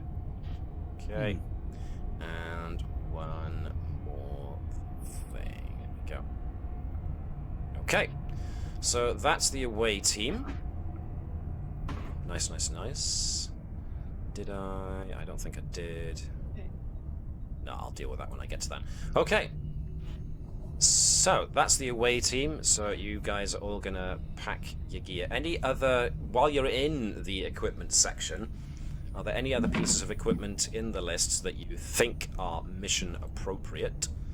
If they are not, but you still want to take them, you're gonna pay, if they have any such cost, some of them will be asking for an opportunity cost, and that's how much out of the momentum pool you're gonna need to pay for them to be taken. So, I'm taking 10 fins of Glomera Mycota, but we might also, given it, and also the normal high religion of Bertram, but given that we're going to place specifically described as it's a planet and it's completely dark, we might also want to take standard torches as well. Emergency transponder potentially, or do you think it won't be able to get through? Yeah, it's worth taking just in case, because it's one of those of it might work. Mass spectrometer? Yes.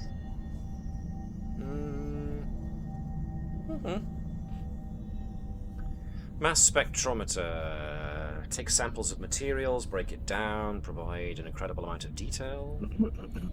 Yeah. A case can definitely be taken to be made for the mass spec. Yeah. Nice, nice, nice.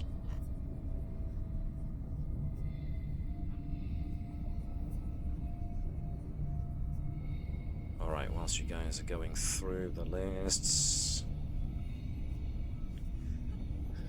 Anything else?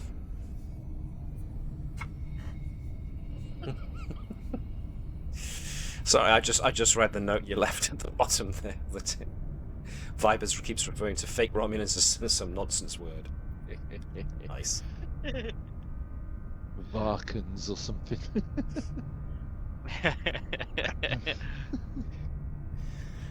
Okay. Is everybody ready, do they think? Last call for any last bits of tech they want to take. Alright. So, you guys pile onto the Carpathia, and I will throw us there now. So everybody take your stations, basically. Whoever wants to co-pilot along with Commander Thazanan can do so. Nova. Oh, damn it, if I was going to do it if I hadn't grabbed for everyone. Nova calls dibs, or shotgun, rather I should say. I normally grab this room as a makeshift sick bay. Yep, that's the sick bay anyways, I do believe, because it's the one with the bio bed. So in that case, it's not a makeshift sick bay, it's just a small It's sick the bay. actual sick bay, it's just really small. Small spelt SMOL. So yeah, we've got sensors and tactical, or sensors and tactical there. You can basically any other console can call up any function. So yeah, puts on the standard co-pilot goggles. Blindfold, okay. Well, that makes sense, because Nova has seen Keval do piloting tricks with his hands over his eyes, so yeah. I noticed Vibers is slowly creeping towards the area connected to the Well, you see, the port and the cell. we always think that she's going to do a trick. It's blindfold. She's going to get one last cigarette and just like prepare face the firing line of this trip. Keval's log. Captain asked me to watch the first officer for signs of mental slippage. Oh dear God. Well, back in my day, when I was working with that diplomatic mission to the Klingon, we never had any of this rubbish about Vulcans and problem. In my day, back when I were young. Yeah, alright, long in two. Back when I was competent, the different person. You could So have we stopped got at the first those. bit. Yeah, so we got Vibers chilling in the lounge at the back of the ship, catching up on paperwork. Make of that what you will. We got pilot and co-pilot. Everyone's sat in their stations. Okay. Yeah, Andrew's we is go. cracking down a lot more on paperwork. Apparently, I can't just put in Nova didn't break it as my reports anymore. They've got to be 5 pages long and cover details. This is where all this time Andrews has realised that Bravo was writing the engineering reports because they've not changed since the transition. Like, What the hell? yeah, the language use is identical. It's like, Wait a second. All I right. can neither confirm nor deny. So we know who was really running engineering. Chief Medical Officer's log. My sneaking moss supplements into the crew's diet is going well, though the side effect of occasionally making up nonsense names for fake species. Oh my God! Way Right. to be neutral. The law dubs continue. So the Carpathia launches from the Navis and starts heading towards the planet's surface. Everything's looking good. The systems are all ready. The heads-up display with the calculated layout of the topography of the planet is inlaid and ready, and sure enough, you hit the atmosphere and blackness pretty much assails the runabout as soon as you go into the atmosphere. Or I would like to take the moss supplementals willingly for science. That could be arranged. Just And this is how the Triffid race began. This is going on, especially the ones that turn you into a blue light bulb. Yes, which happened at one point, if I recall. But in any case, the journey to the surface.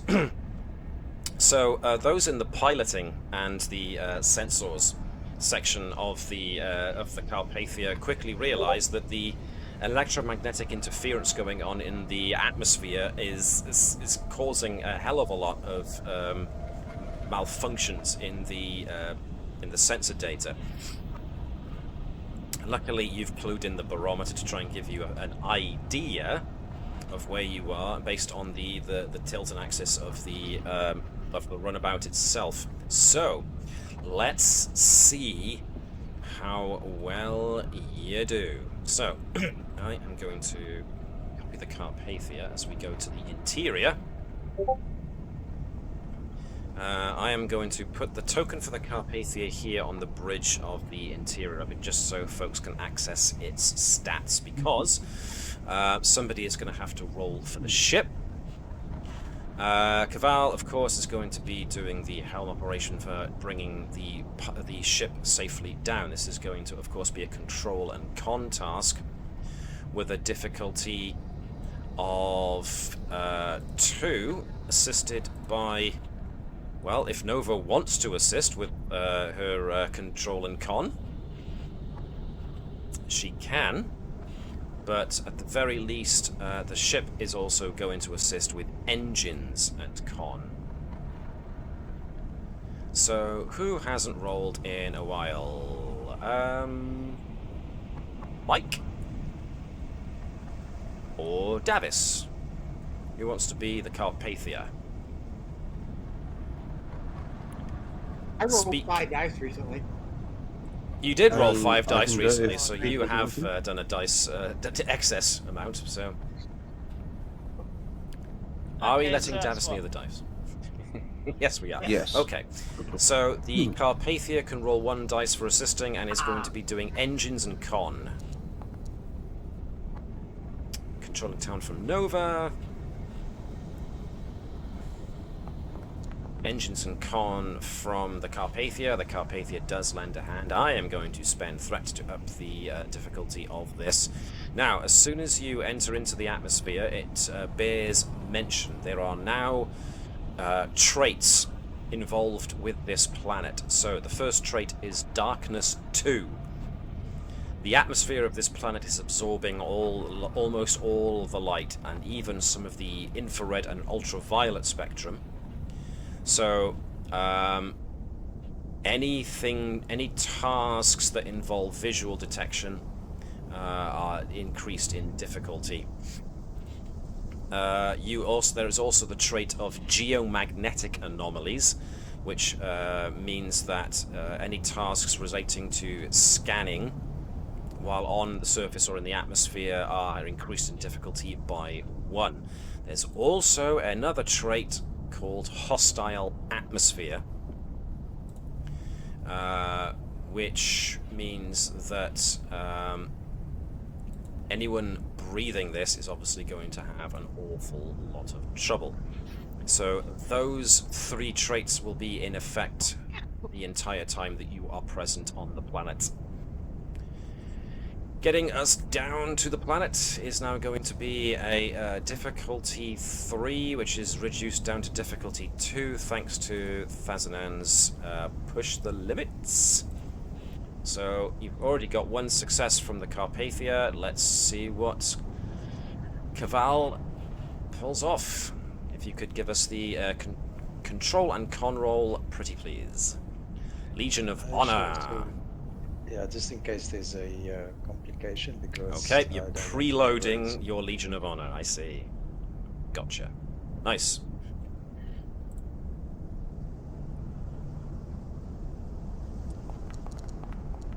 One success. You got exactly what was needed. So, yeah. Well, there's no complication, so the Legion of Honor can also double as a 2... Yes, indeed. So which one would have... Once per mission, gain 2 bonus momentum on a successful task. So that was actually 4! So you gain 2 to your momentum pool. Nice. So, yes, definitely not easy going. As soon as the ship hits the atmosphere, you all feel it. The ship judders with a very definite jolt. There's the sound of... microparticulates scraping at the outer hull. So, yeah, there's that deafening sound of that as you go down. But the most disconcerting thing of the whole thing is that the sheer blackness out of the viewing screens that you've got is just nothing. So, yes. Stevens takes a pad out and just writes down scuff. Sorry, Captain. So, yes, silicate particulates are going to need to be cleaned out of the various exhaust ports and whatever of the Carpathia when it arrives back on the Navis. So, you've now got the overlay map, which was the best guess of... well, it wasn't a guess, it was a very, very educated a bit of calculation going on to it there. So you've got a good idea. Based upon that information, you do have the coordinates as to where the Vulcan Science Outpost, was meant to be.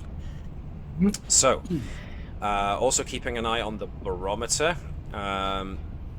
Edwards and Ori can feed that data to the two pilots to let them know how close they are potentially to the surface as they bring the runabout down.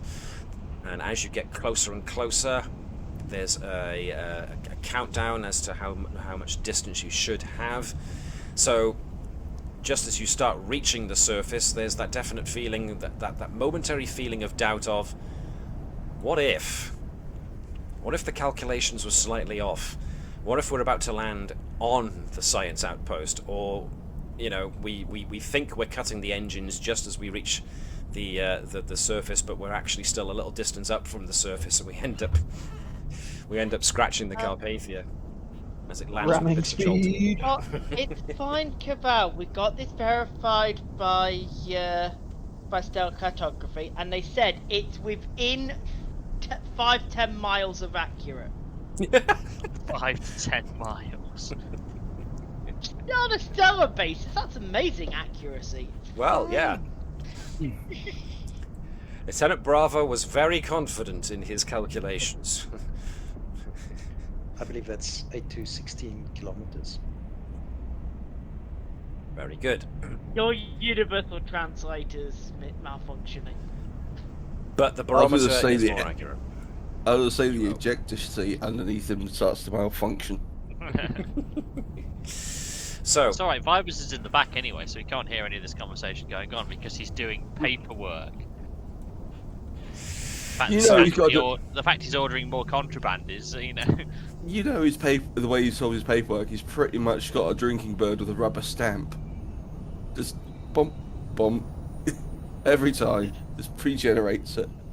No, I got caught. I've got to actually do all the performance reports for everyone. It takes forever. Yeah.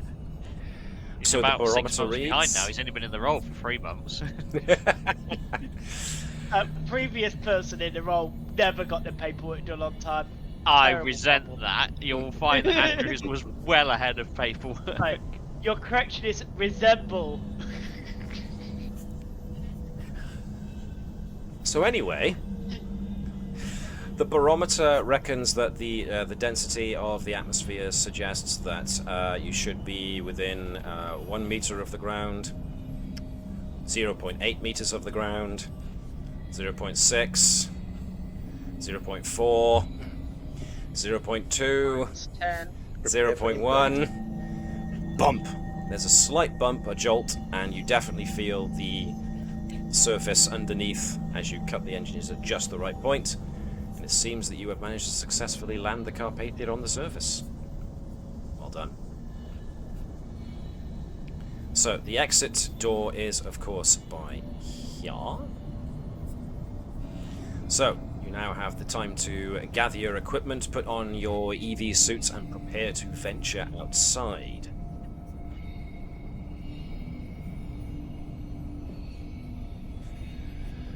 So, as you all gather together near the external hatch, the first thing that strikes you as you lever open the hatch is that as soon as you open up the door, you get a tremendous wash of basically sandy like grit entering into the cockpit, and then the worrying realization as you turn on the shoulder lamps of your EV suits, as well as the wrist-mounted torches that you've got.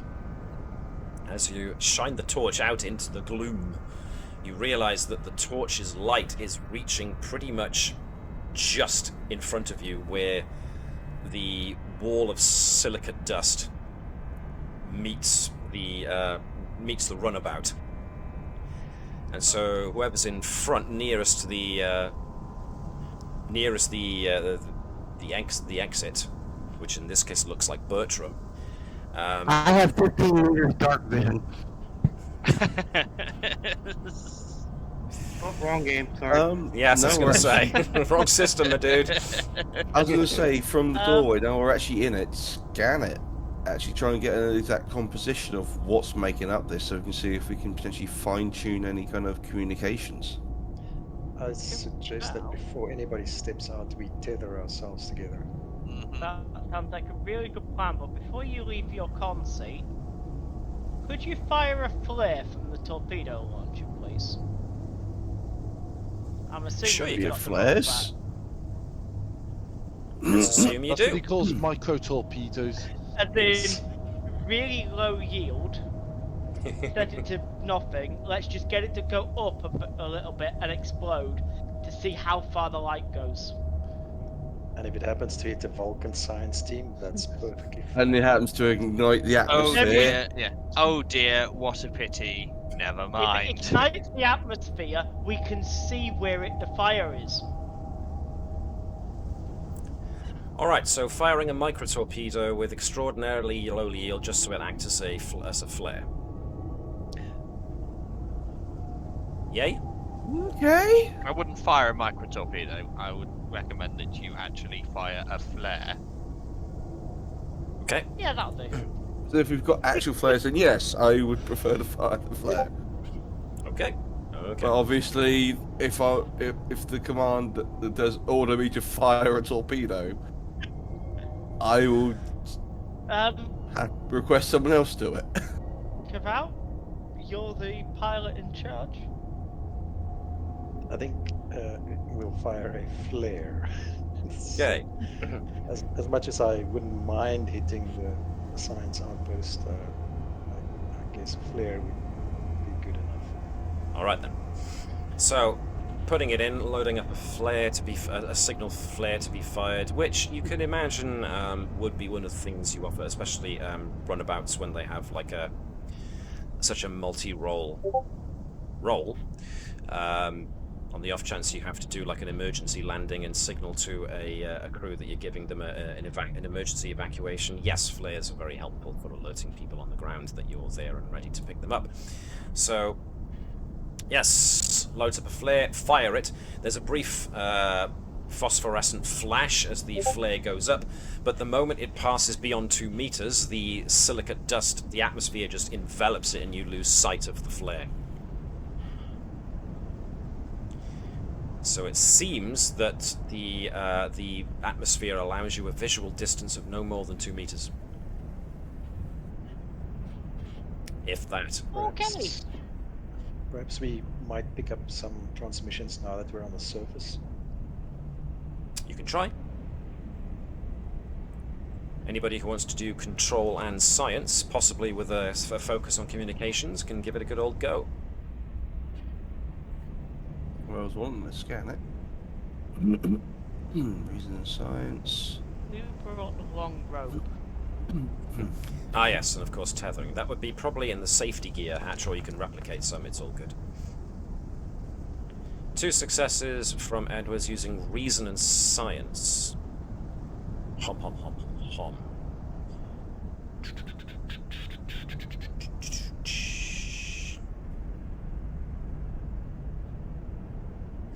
Okay, so what you do detect is that the, just as was detected earlier, the atmosphere is composed of a thick silicate gas.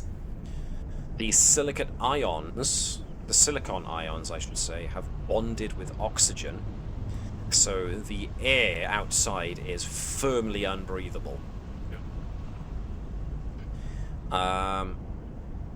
What's causing the lack of light, however, isn't immediately obvious. But there are still definite there's still definite EM interference, which because you got 2 successes, these sensors are having difficulty reading anything further than 2 meters away from the runabout itself. So that's So as soon as we go out the door, we'll be alone in the dark. Pretty much. Oh dear.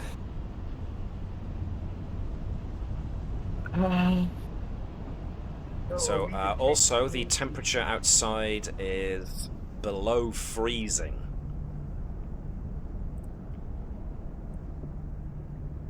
Interesting. Well, it appears that... Go on.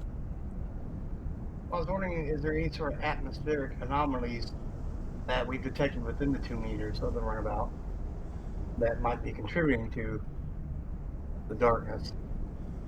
I mean, we know there's a sun, right? There is a sun, and this would make sense with the temperature, because the sun, depending on how long this darkness has been going on for, the sun's light hasn't been able to get through. Right. So could there be something in the atmosphere itself?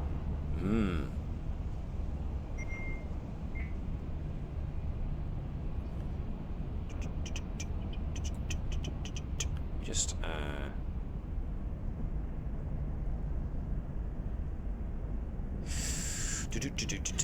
at the moment, the runabout systems are limited.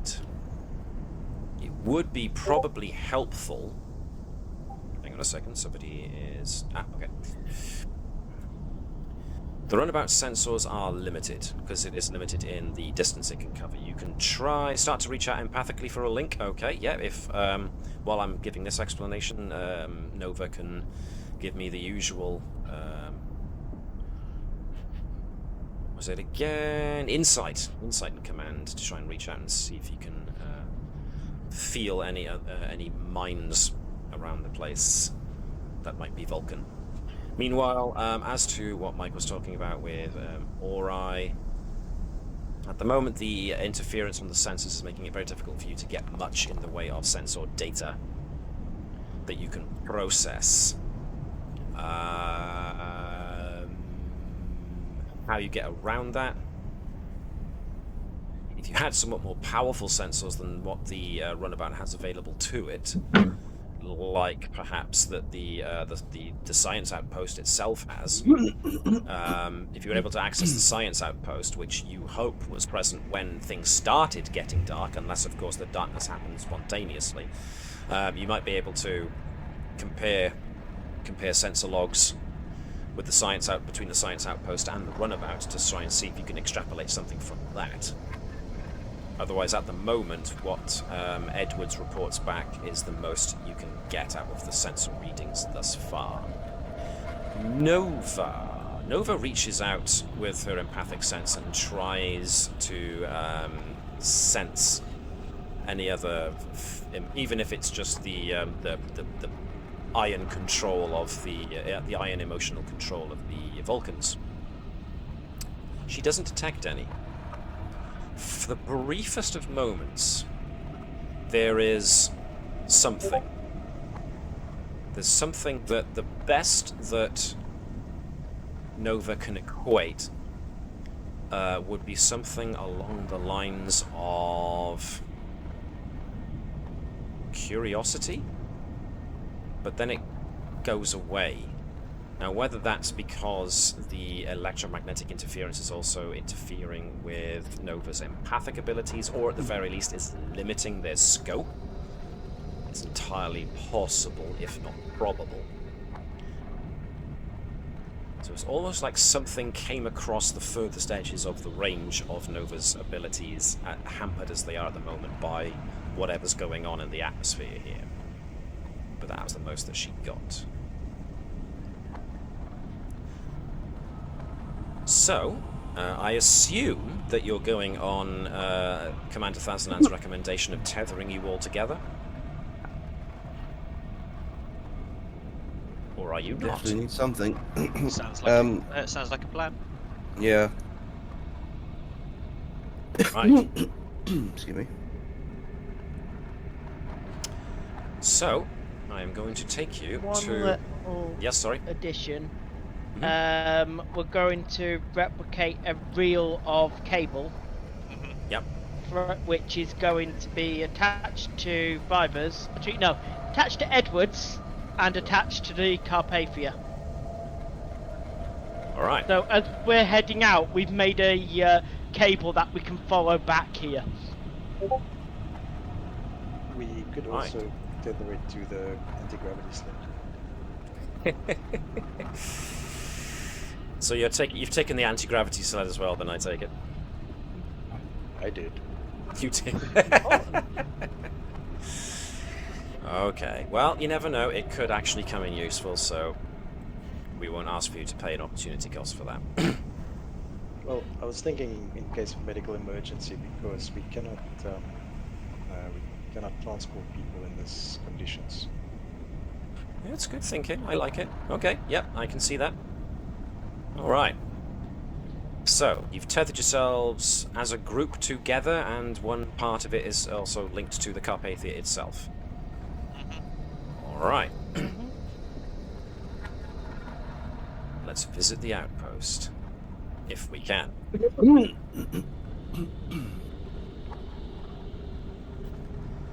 So, if you click on your characters, your vision is limited to pretty much what it's limited to. Vision is impaired, I cannot see. So, yeah, the moment you step out into the storm, you can feel you can see around here the silica particles breaking your EV suits. But the most disconcerting part is the way that the light from your torches and the shoulder lamps is just swallowed by the darkness, and it doesn't penetrate very far at all. This was why I went into engineering and not science. So you're pretty much going to have to start groping your way along and see what you find. So that's the runabout. Nova's going back inside. Yep, screw this. I'm not having I'm not having anything to do with this. It was black. I just followed. Okay, Nova kind of wanders out, which whoever she's tethered to on either side gets the tether pulling. Nova seems to walk over the kind of prefabricated landing pad, and by the way that you've found the crosshatch yellow and black markings, you reckon you've probably found the outer edge of the landing pad.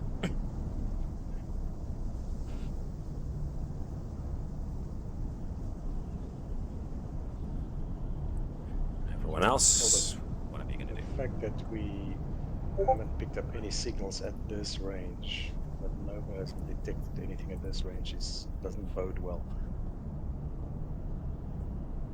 Okay, Edwards himself has now also found the edge of the, excuse me, the landing pad.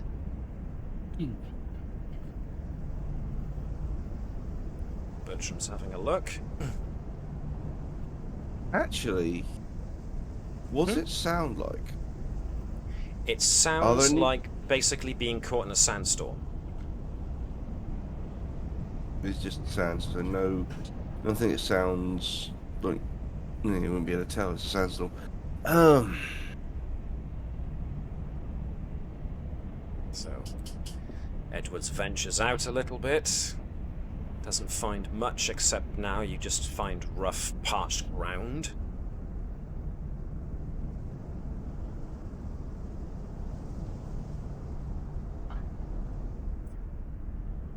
Okay. Anyone got the plans of what this base was supposed to look like? Yes, prefabricated science outpost. Should have a main area where all the information is catalogued. It should have. I found a cable. Aha! I don't have a light bubble. Found a I think cable. we've split up. Yeah. Nova has found something. Looks I'm like. gonna wait for the as Bertram's next to me. I'm gonna wait for him to catch up before I move in space by space. Where's the Can I get cable? Yep. Can I get a light bubble? Do you not have one? Oh, I do apologise. Did I miss you, or did it not do it? No, it did do it. I just didn't Stevens see hasn't that. got a light Bop. bubble either. Okay. Found the machine Found a with machine. Nova. Stevens has vision enabled and has visual range of 2, so that's fine. Mickey Mick Mike, you'll set it as well. I'm going to put Ori behind Vibers.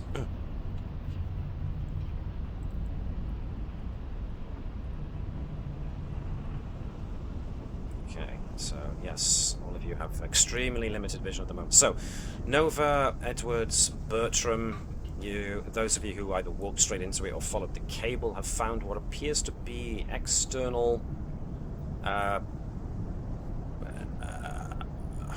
What's the words? Once again, I have lost my vocabulary.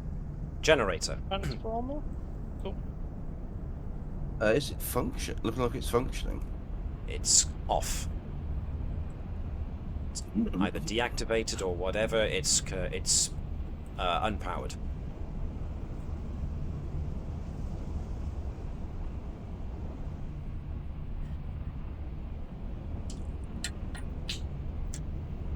Nova, this is tinkering in your speciality. Do you want to get your hands in the guts of this thing?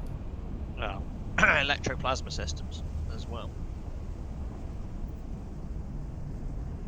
Yep, if anybody wants to give it a try. This will be a difficulty 1 task, more than likely. Happy for Stevens to have a go at it, because Nova's Well. taking things apart, so. If you insist, Lieutenant. You are the senior ranking officer. Not to you, she's not. Your bridge crew, Lieutenant. No lower decks politics over here. Save that for the pub. So what would you like? I don't know. Reason and science would do well. Oh, I was going to say more control engineering. Control engineering, if you think that would apply, if you're just giving it a prod. Well, more to try and start it up. Start it up. Oh, okay. Okie dokie.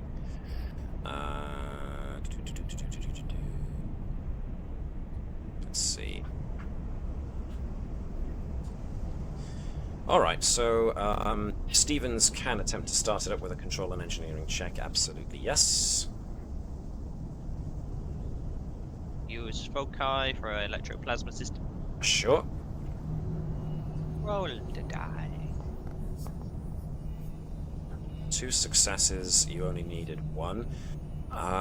The generator is completely devoid of power.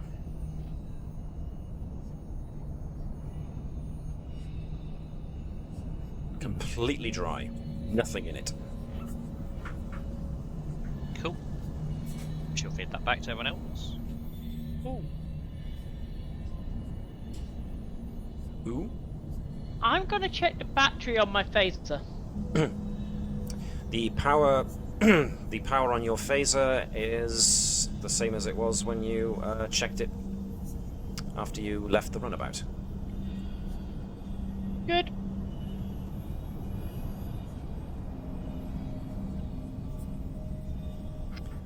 How about the suits? Are the EV suits doing okay?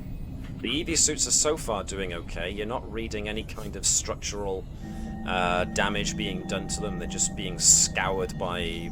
They're basically being sandblasted at the moment, but other than that, your EV suits are still functioning. And we've got people trying to get in the door. It looks like Thazanan has found something that might be a window, perhaps.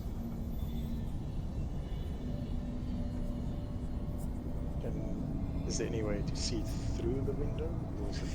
Let's pretend to be space Mormons. What was that, sorry, Mike? So let's pretend to be space Mormons and see if they let us in. Space Mormons. Hi. Would you like to Have talk you, about our Lord and Ooh. Saviour Jesus Christ? Bumped into something. Would you like to hear about the Yes, you have. the Raptor's wings? Yeah. So if I can just pause, folks, for a sec. Yeah, Nova is very close to another window. Can't see much through it, especially because it seems to be very, very dark on the other side. Vibers is kind of between Nova and Generator and window in that regard. Edwards has indeed found something. It looks like it might be an external light source, but it's, of course, inactive. So release you from Let's pause. see. Just start examining it, see if I can figure out. I mean, does it look like there's any kind of damage or No. anything? In your professional opinion, you think it's because it hasn't got power. I think at this point, perhaps we should stick to the wall that we have found, and then we're either left or right, or in both directions. And see if we can find a door. All right then. Sounds like a plan. I think I found a corner. No, oh, I found a door. Follow me. Okay. I will take control of Mike's carrot token for the moment. Since Oh, I accidentally moved Fazanan then. Yeah, Is this everyone? No. A bit spread out. We're It's missing Nova. Vibers is getting pull from Nova's. I don't want to say cord because it's not that. It's a reel of like wire tether. Thank you. Leash. Nova's one has disappeared off this way somewhere. So you're basically hearing the whoosh of the main cable pulling. Meanwhile, Bertram, Fazanan, and Edwards are at the other end, and Edwards claims that he's found a door. It looks like a door. It looks like a door, and there's might be a corridor, so leading in. So But he's wanting to stay here until everyone else gets here, because if we get split up, they might not be able to find us. Even if we are tied to each other, we don't know if Are we can get caught on it. comms working between the suits, by the way, fully? the closer you are, the more fully they are, but the further away you go, the more spotty the transmission gets and the reception. Actually, I said, Keval, did you want to check entry, as you're, I think, the most security focused out of us at this door? So at the moment, Nova, having made the distance she has, is getting nothing but crackling comms at the moment, and And a yank on a cable. the yank on yanking on a cable. Yeah. So.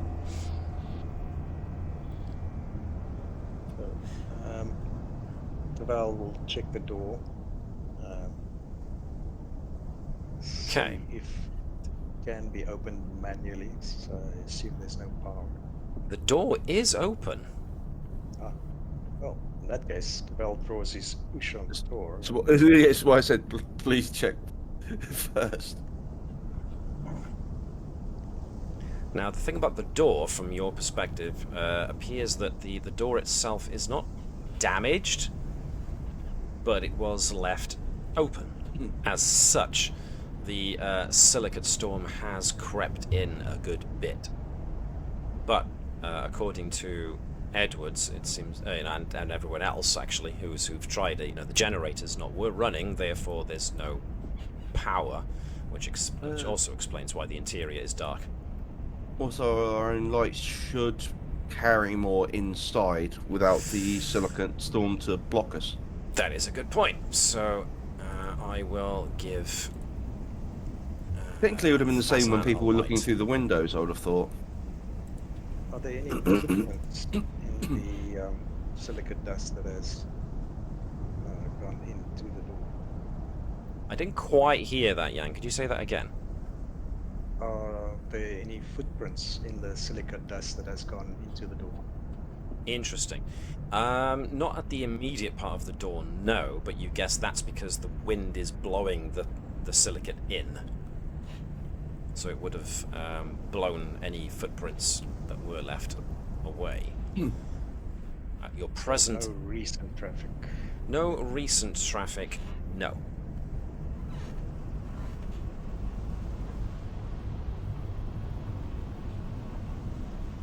Okay, now that you're in further, I am going to increase the light distance of your suit.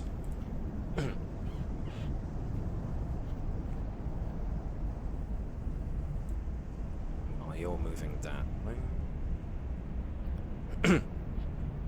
Yeah, so like Bertram being stood in the doorway, even though the silicate is blowing in, when the silicate reaches a certain point and can't be carried in any further by the wind itself, you can actually make out Thazanan's suit lamps, and therefore Thazanan himself.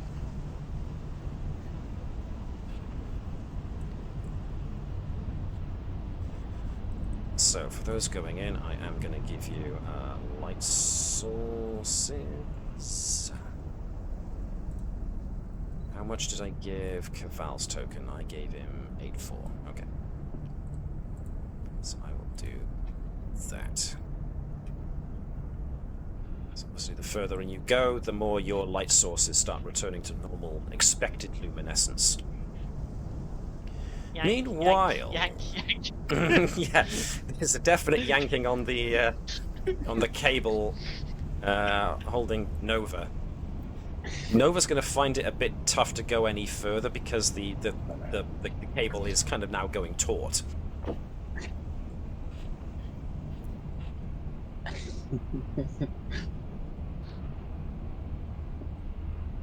So for the Commander, moment- I suggest you probably go and get her back. She might want to she might want to untie and wander off. Damned leash.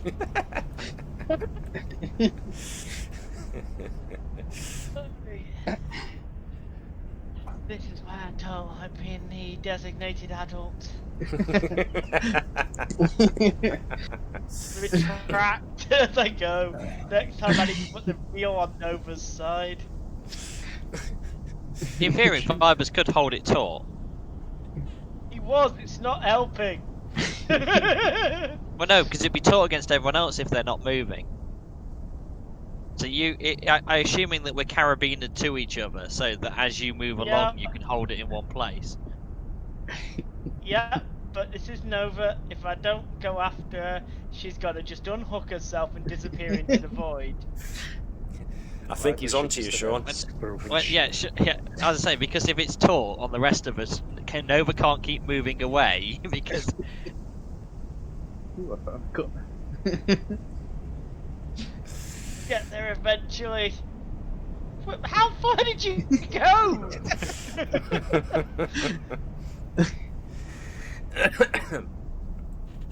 Ah, dearie me. Alright, you're getting a bit of a pull from your hip at this point. Did you? Right. Which way's the cable going? They're going round the corner. I say there is no way that Nova can be advancing forwards because it's a fixed length of cable and the rest of us are anchored. Sean, make it that's as far as you can It's go, please. Nova. I think Nova went and put a reel on her cable on the way out the door, and we're only now noticing. Tick, tick, tick, tick, tick, tick, tick, tick, tick, Oh. tick, tick, tick, tick, tick. Right, Lieutenant, come with me. They found something interesting you'll want to take to bits. So you know that scene in Jaws where they're reeling off the fishing line? God, did the hook sink in? You're gonna need a bigger boat. Right, grab the belt and we'll go back the other way.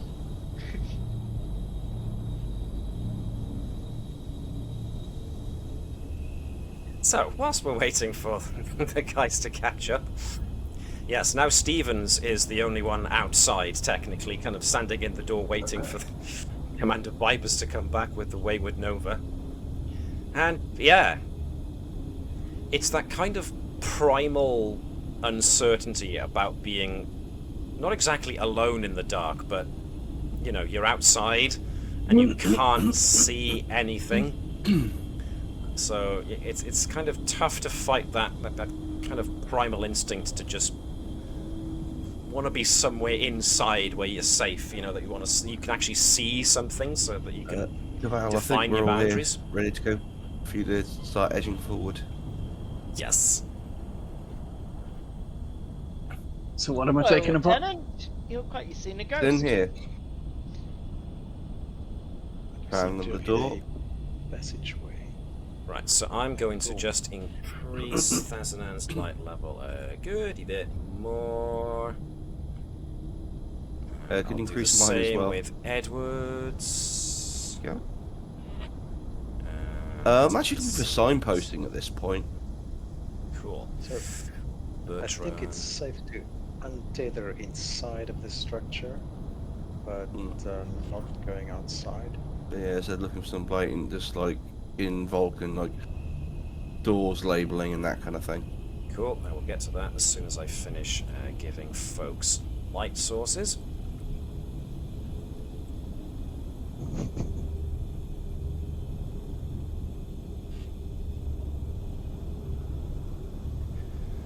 Nova's like, I was promised something to take apart? Yep. Foot? You're in the base. Foot? Have fun. Right, let me get to Ori. Realization love is light. I did not lie. There's just a queue to get in.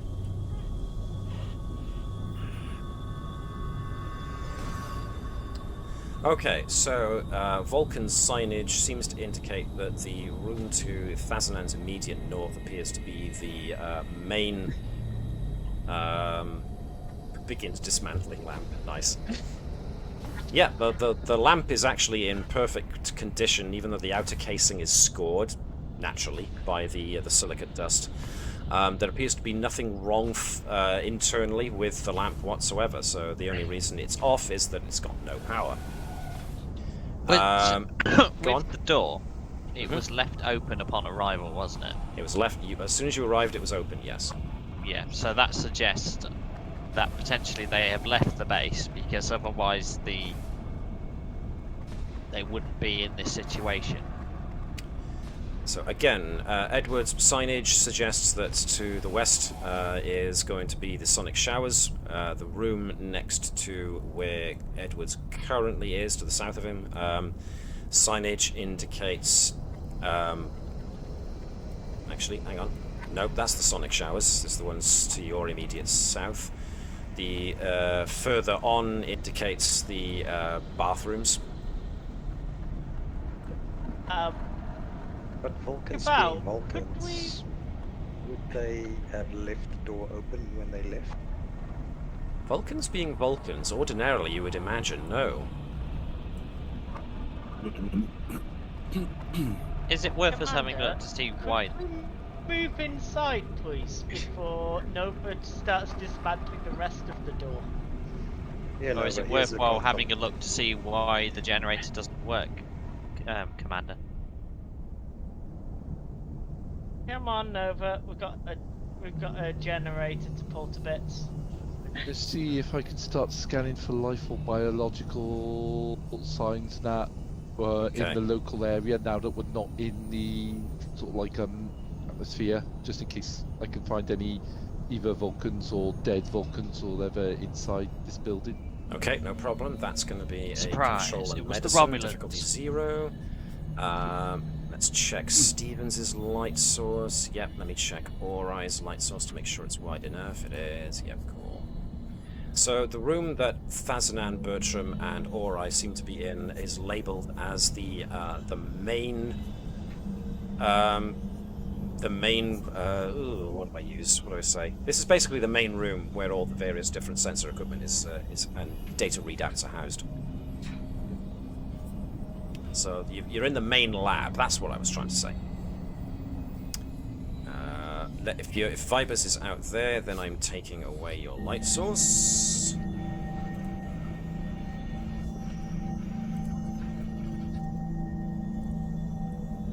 So you're limited in your ability to see. Yeah. Go on. Sorry, I didn't hear that. I'd like to check out that console next to Ori. Yep. The console is there, the function of which you can only guess at because there's no power, it's blank. It looks like your standard science, your standard Federation data console. So one that's usually given over to reading data and cataloging it. But no power, there's nothing there. Speaking... Power of the sorry. tricorder? You can get out a tricorder if you really want. 2 successes from Bertram. Let me try again. The only life signs you detect are currently your away team. There's nobody inside this complex, living or dead.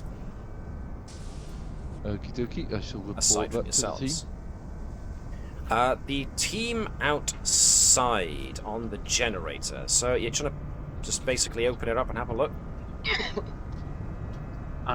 Navis going to dismantle it.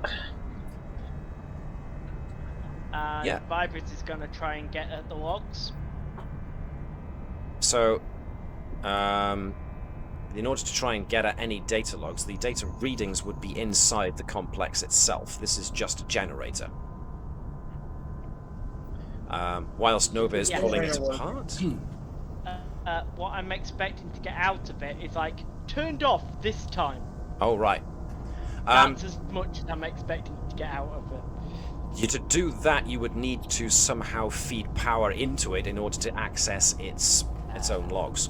Is what I'm getting at. There's no power to the generator, so there's no power to any of the readouts. And now that Nova's starting to dismantle it, Nova is finding that this generator is standard, like you would expect from a Vulcan science team. It's Federation standard equipment. It's been well maintained to a certain degree. The outer casing is showing signs of scoring, but it's the type of external generator that expects to have to survive the atmosphere. So, yeah. Well, let me get... Oh, there you go. Daring and engineering. Thank you. I was going to ask for that. Cool. Nova does find, interestingly enough, as she works her way around the generator, pulling it apart, putting bits back together, it's like, yeah, I know where this goes. Yeah, I know where that goes to. So it's beginning to become less and less fun for Nova. It's like, yeah, I know where all this is, and she opens a panel. See, I expected that to be there. Vulcans, they really don't have any imagination. They just put this exactly as the specifications say. You know, maybe Nova puts a few things in interesting places that'll still somehow work, but, you know, things so that they're non-standard. You know, that'll teach those silly and fake Romulans. But that's when Nova notices there's a breach in the casing. On this side. That was subtle at first, until you started pulling the casing apart. It seems that something, or someone, basically peeled open a part of the casing and seemed to attack or jam something into the main power cabling. It wasn't large, but something pretty sharp had to be able to get through the casing in order to prise, and then strong to be able to then prise it open.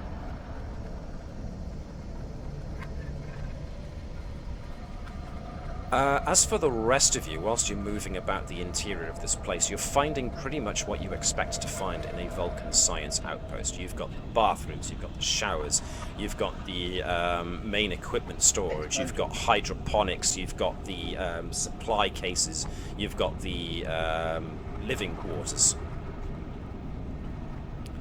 And then, of course, you've got the main science laboratory where you've got all the equipment you expect to find.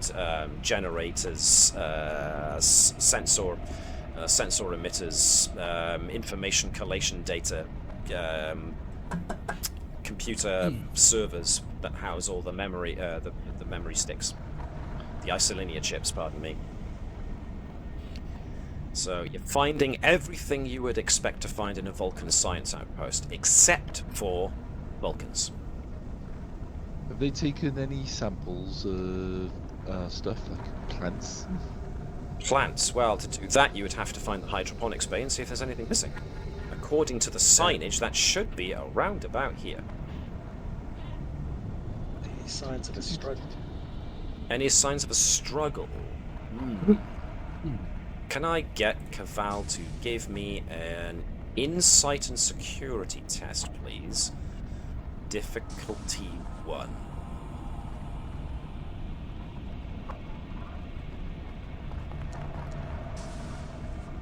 Two successes, nice. Keval doesn't find any obvious signs of a struggle, but what Keval does find when he eventually reaches the equipment locker, where you guess the EV suits would be stored, is that you find no EV suits whatsoever, and it looks like the EV suit locker was torn open, and there's signs of people getting dressed in EV suits in a hurry, so there's scuffing on the floor that suggests that boots were put on hastily and helmets were not balanced. They were just hauled out of the locker, put on the floor haphazardly, which suggests leaving in a hurry. Bertram finds the hydroponics bay, finds everything he expects to find. This one, did you say? That looks like it's the one of the storage areas, mostly for the replicator gel.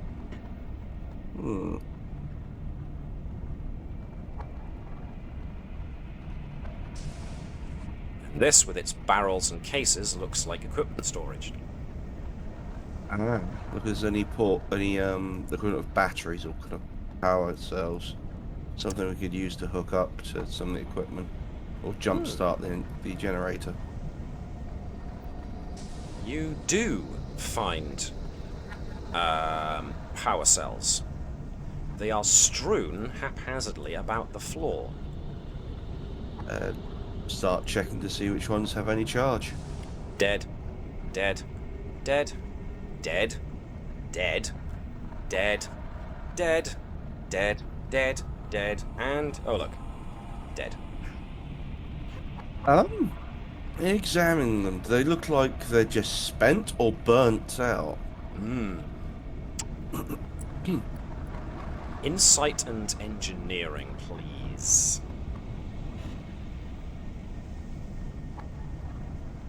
Okay, insight, engineering. Bearing in mind, any doors that anybody's opened, you have to manually pull them open yourselves. There's no power, so they don't actually give the usual Star Trek hiss. If Stevens is going outside, then her light source ceases to she's just operate. going to there just to advise Fibers terrible. and Nova to head back in. Nova looks at Fibers' EV suit as being more interesting to dismantle next. It's basically overcomms. It's like, I found the storage area, the equipment storage. Looks like someone went through these batteries very quick, but I'm having trouble telling if they're burnt out or just spent. Yes. No, that was communication to everyone. I'm basically, Yep. I fluffed the roll, please help. I'm in. I think I found hydroponics. Yes, you have.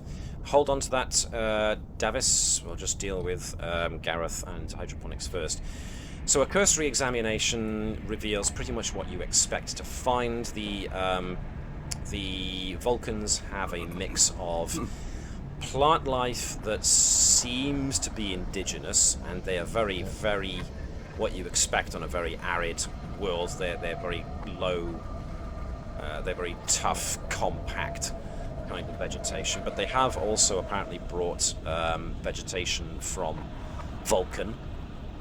Yeah. Makes a certain amount of sense because Vulcan itself is a high gravity, but also very desert-like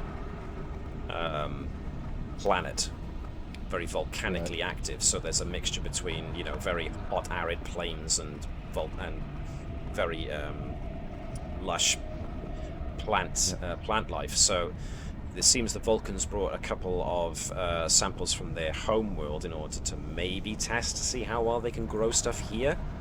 Yeah. Nothing appears to be missing. They have one or two plots that are empty, but it looks like they've been empty for some time, so it's possible they had things ready to fill, but nothing that was actually filled with anything. Are the plants, especially the plants that look like they're indigenous, are they all dead or are they alive? They're alive. That's interesting. I want to examine them to see if they're thriving or at least sort of like working as you'd expect, considering the sheer sort of like, you know, the freezing temperature and the complete sort of like, you know, hostility of the atmosphere. Indeed. Or if they're being debilitated by it. Well, the lack of sunlight, even simulated sunlight, is having an effect. They are starting to droop the way that plants do when they don't get enough sun. They also haven't been watered in some time, so that but these plants are used to arid conditions, so that would explain why they're still able to hang on. That does suggest to a seasoned botanist like Bertram that the flora of this world are used to sunshine and low water arid conditions. So whatever this darkness is not typical of this planet's condition, atmospheric conditions. I'm gonna start sort of examine, unless you want to call something else to take some attention. I'm gonna start examining the plants to see if I can actually see any signs of over the last, was it a week ago or so ago we got the distress that brought us here? Yeah, I want to see if I can get any clues over sort of that time period, if I can see any sort of like changes in their biochemistry or how, or basically anything like that that might give clues as to environmental changes that we can't necessarily sense or see because of the darkness and the interference. Basically, I'm just looking for clues as to what might have happened that caused such a change in the atmosphere and the plant's biosphere. There might be there are telltale signs in the plants and the soil that they're feeding on. Basically we might be able to get to that. Okay. We can't just scan the air for. That'll take a bit of time to do. Yep, and no you problem. don't have a lot of equipment readily available to you, but you do have field medicine. So you are able to work without equipment pretty well, so you'll make do with what you make do. You're just going to have to take a bit of time to do it. I also have, if it helps, the Cochrane Medal of Excellence related to botany. So that will help as well. Yeah. Vibers and Nova, who are still outside, what are you doing? Especially Vibers, you're going to need to find Nova something to do soon, because otherwise she's going to start pulling apart your EV suit. Yes. So. We'll give you a light source. And the same for Nova. Right.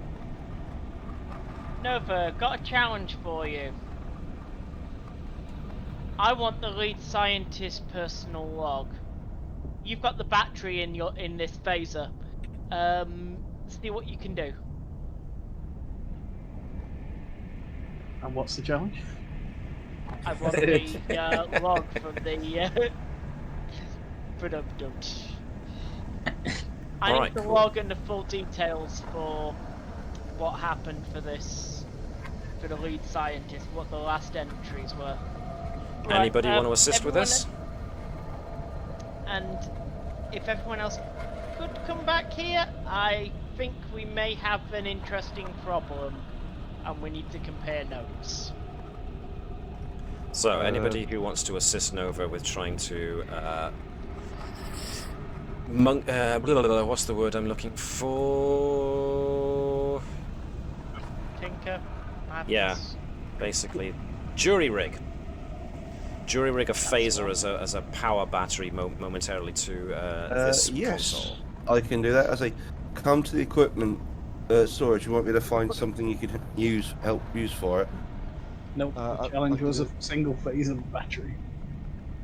I'm gonna survivors. I found some still living but gradually dying indigenous plants in hydroponics. I'm currently examining them to see if I can discern any clues as to what might have caused the biosphere to go ballistic like this. I found out that the generator outside was deliberately sabotaged by someone jabbing something sharp into the cabling. Nova kind of... Nova's kind of like, oh, you found it, did you? Whether Nova actually says that out loud is entirely up to Nova now that she's got her concentration diverted elsewhere. We found this! Question, as part of the briefing for this, would we have got like the manifest of what the station would have contained? Determinations on. That's very good. I'll get you what you get now. But we wouldn't know what they've used. I mean, that's what I was actually going to try and ascertain by looking in the equipment shed. What's missing? Effectively. 8, sorry. 8 successes. Blimey day. Okay. So, yeah, it's not obvious. I mean, this is an awful lot of power packs and power cells strewn about the place, and they're all dead, which is not typical. You know, for someone to go through that many power packs at the same time and just casually scatter them around the place. It's almost Again, like something's eaten them. That's why I was wanting to do the examination, but that failed, and no one else has come up to take a second look, so I was like, what else can I do?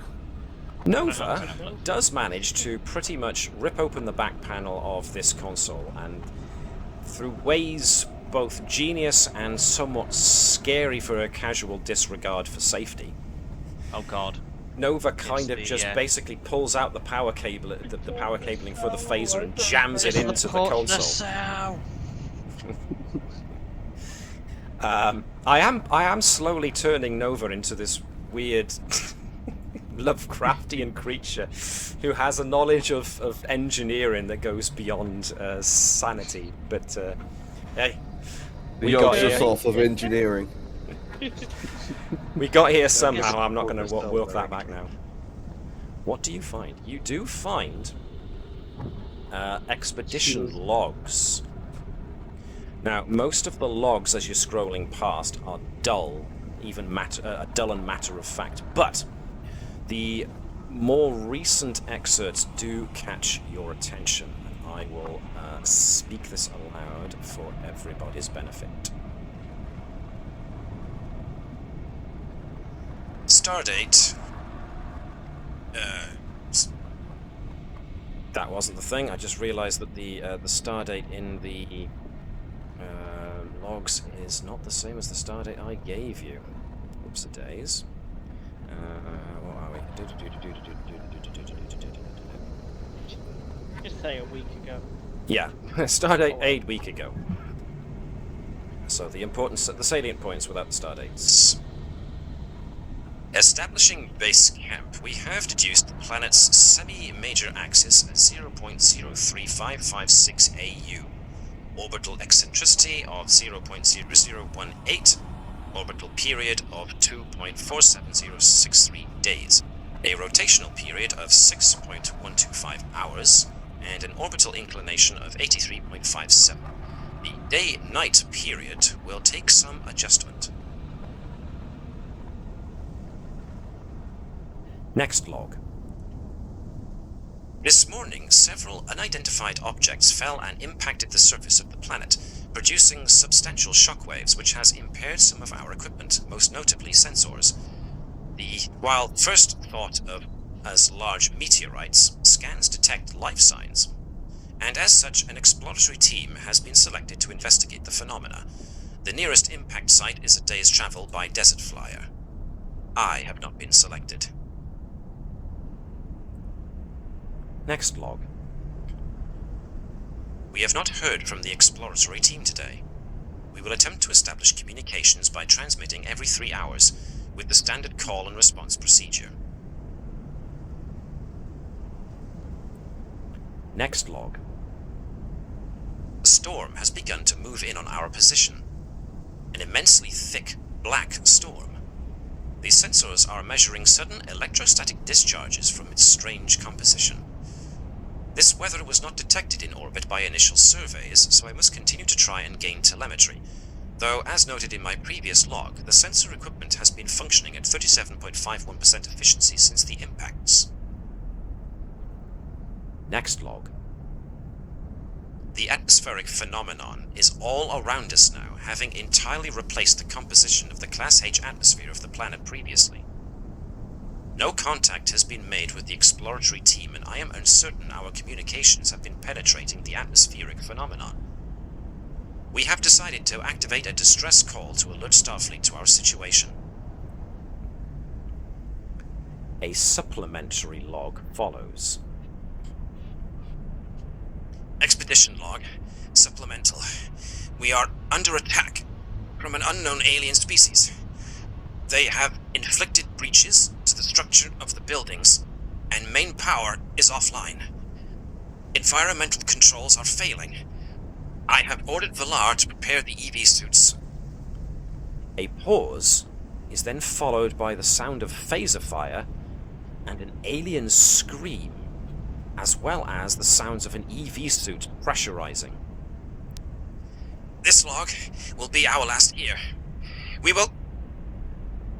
The voice cuts out with a crash, and an incredibly uncomfortable pause follows, with the muffled sounds of crunches and alien screams before the computer closes the log.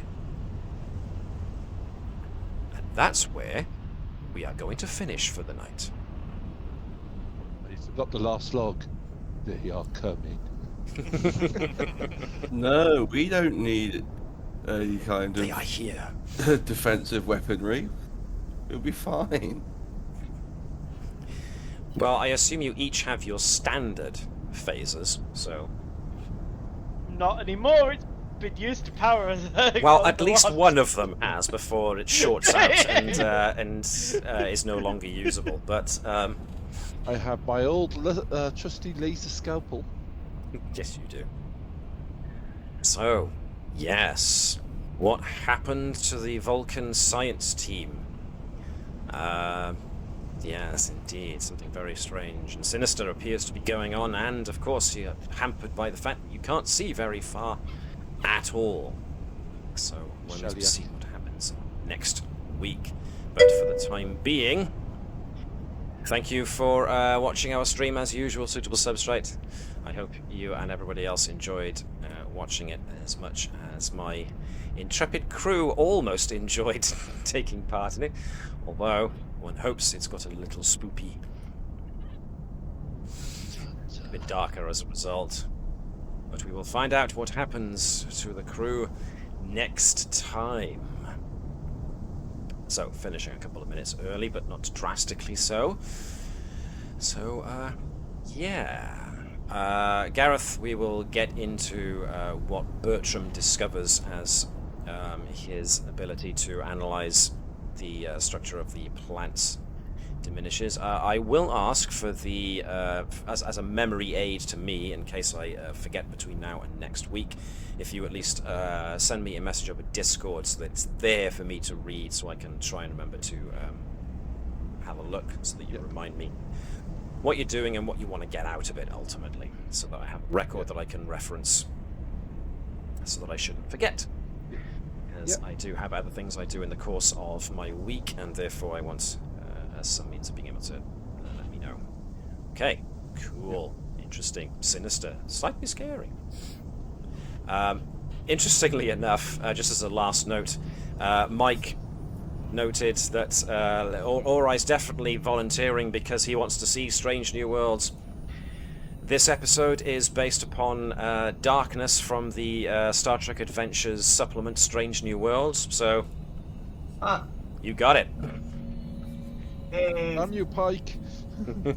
Not that Strange New Worlds either. This was before Strange New Worlds the series actually ever came out, so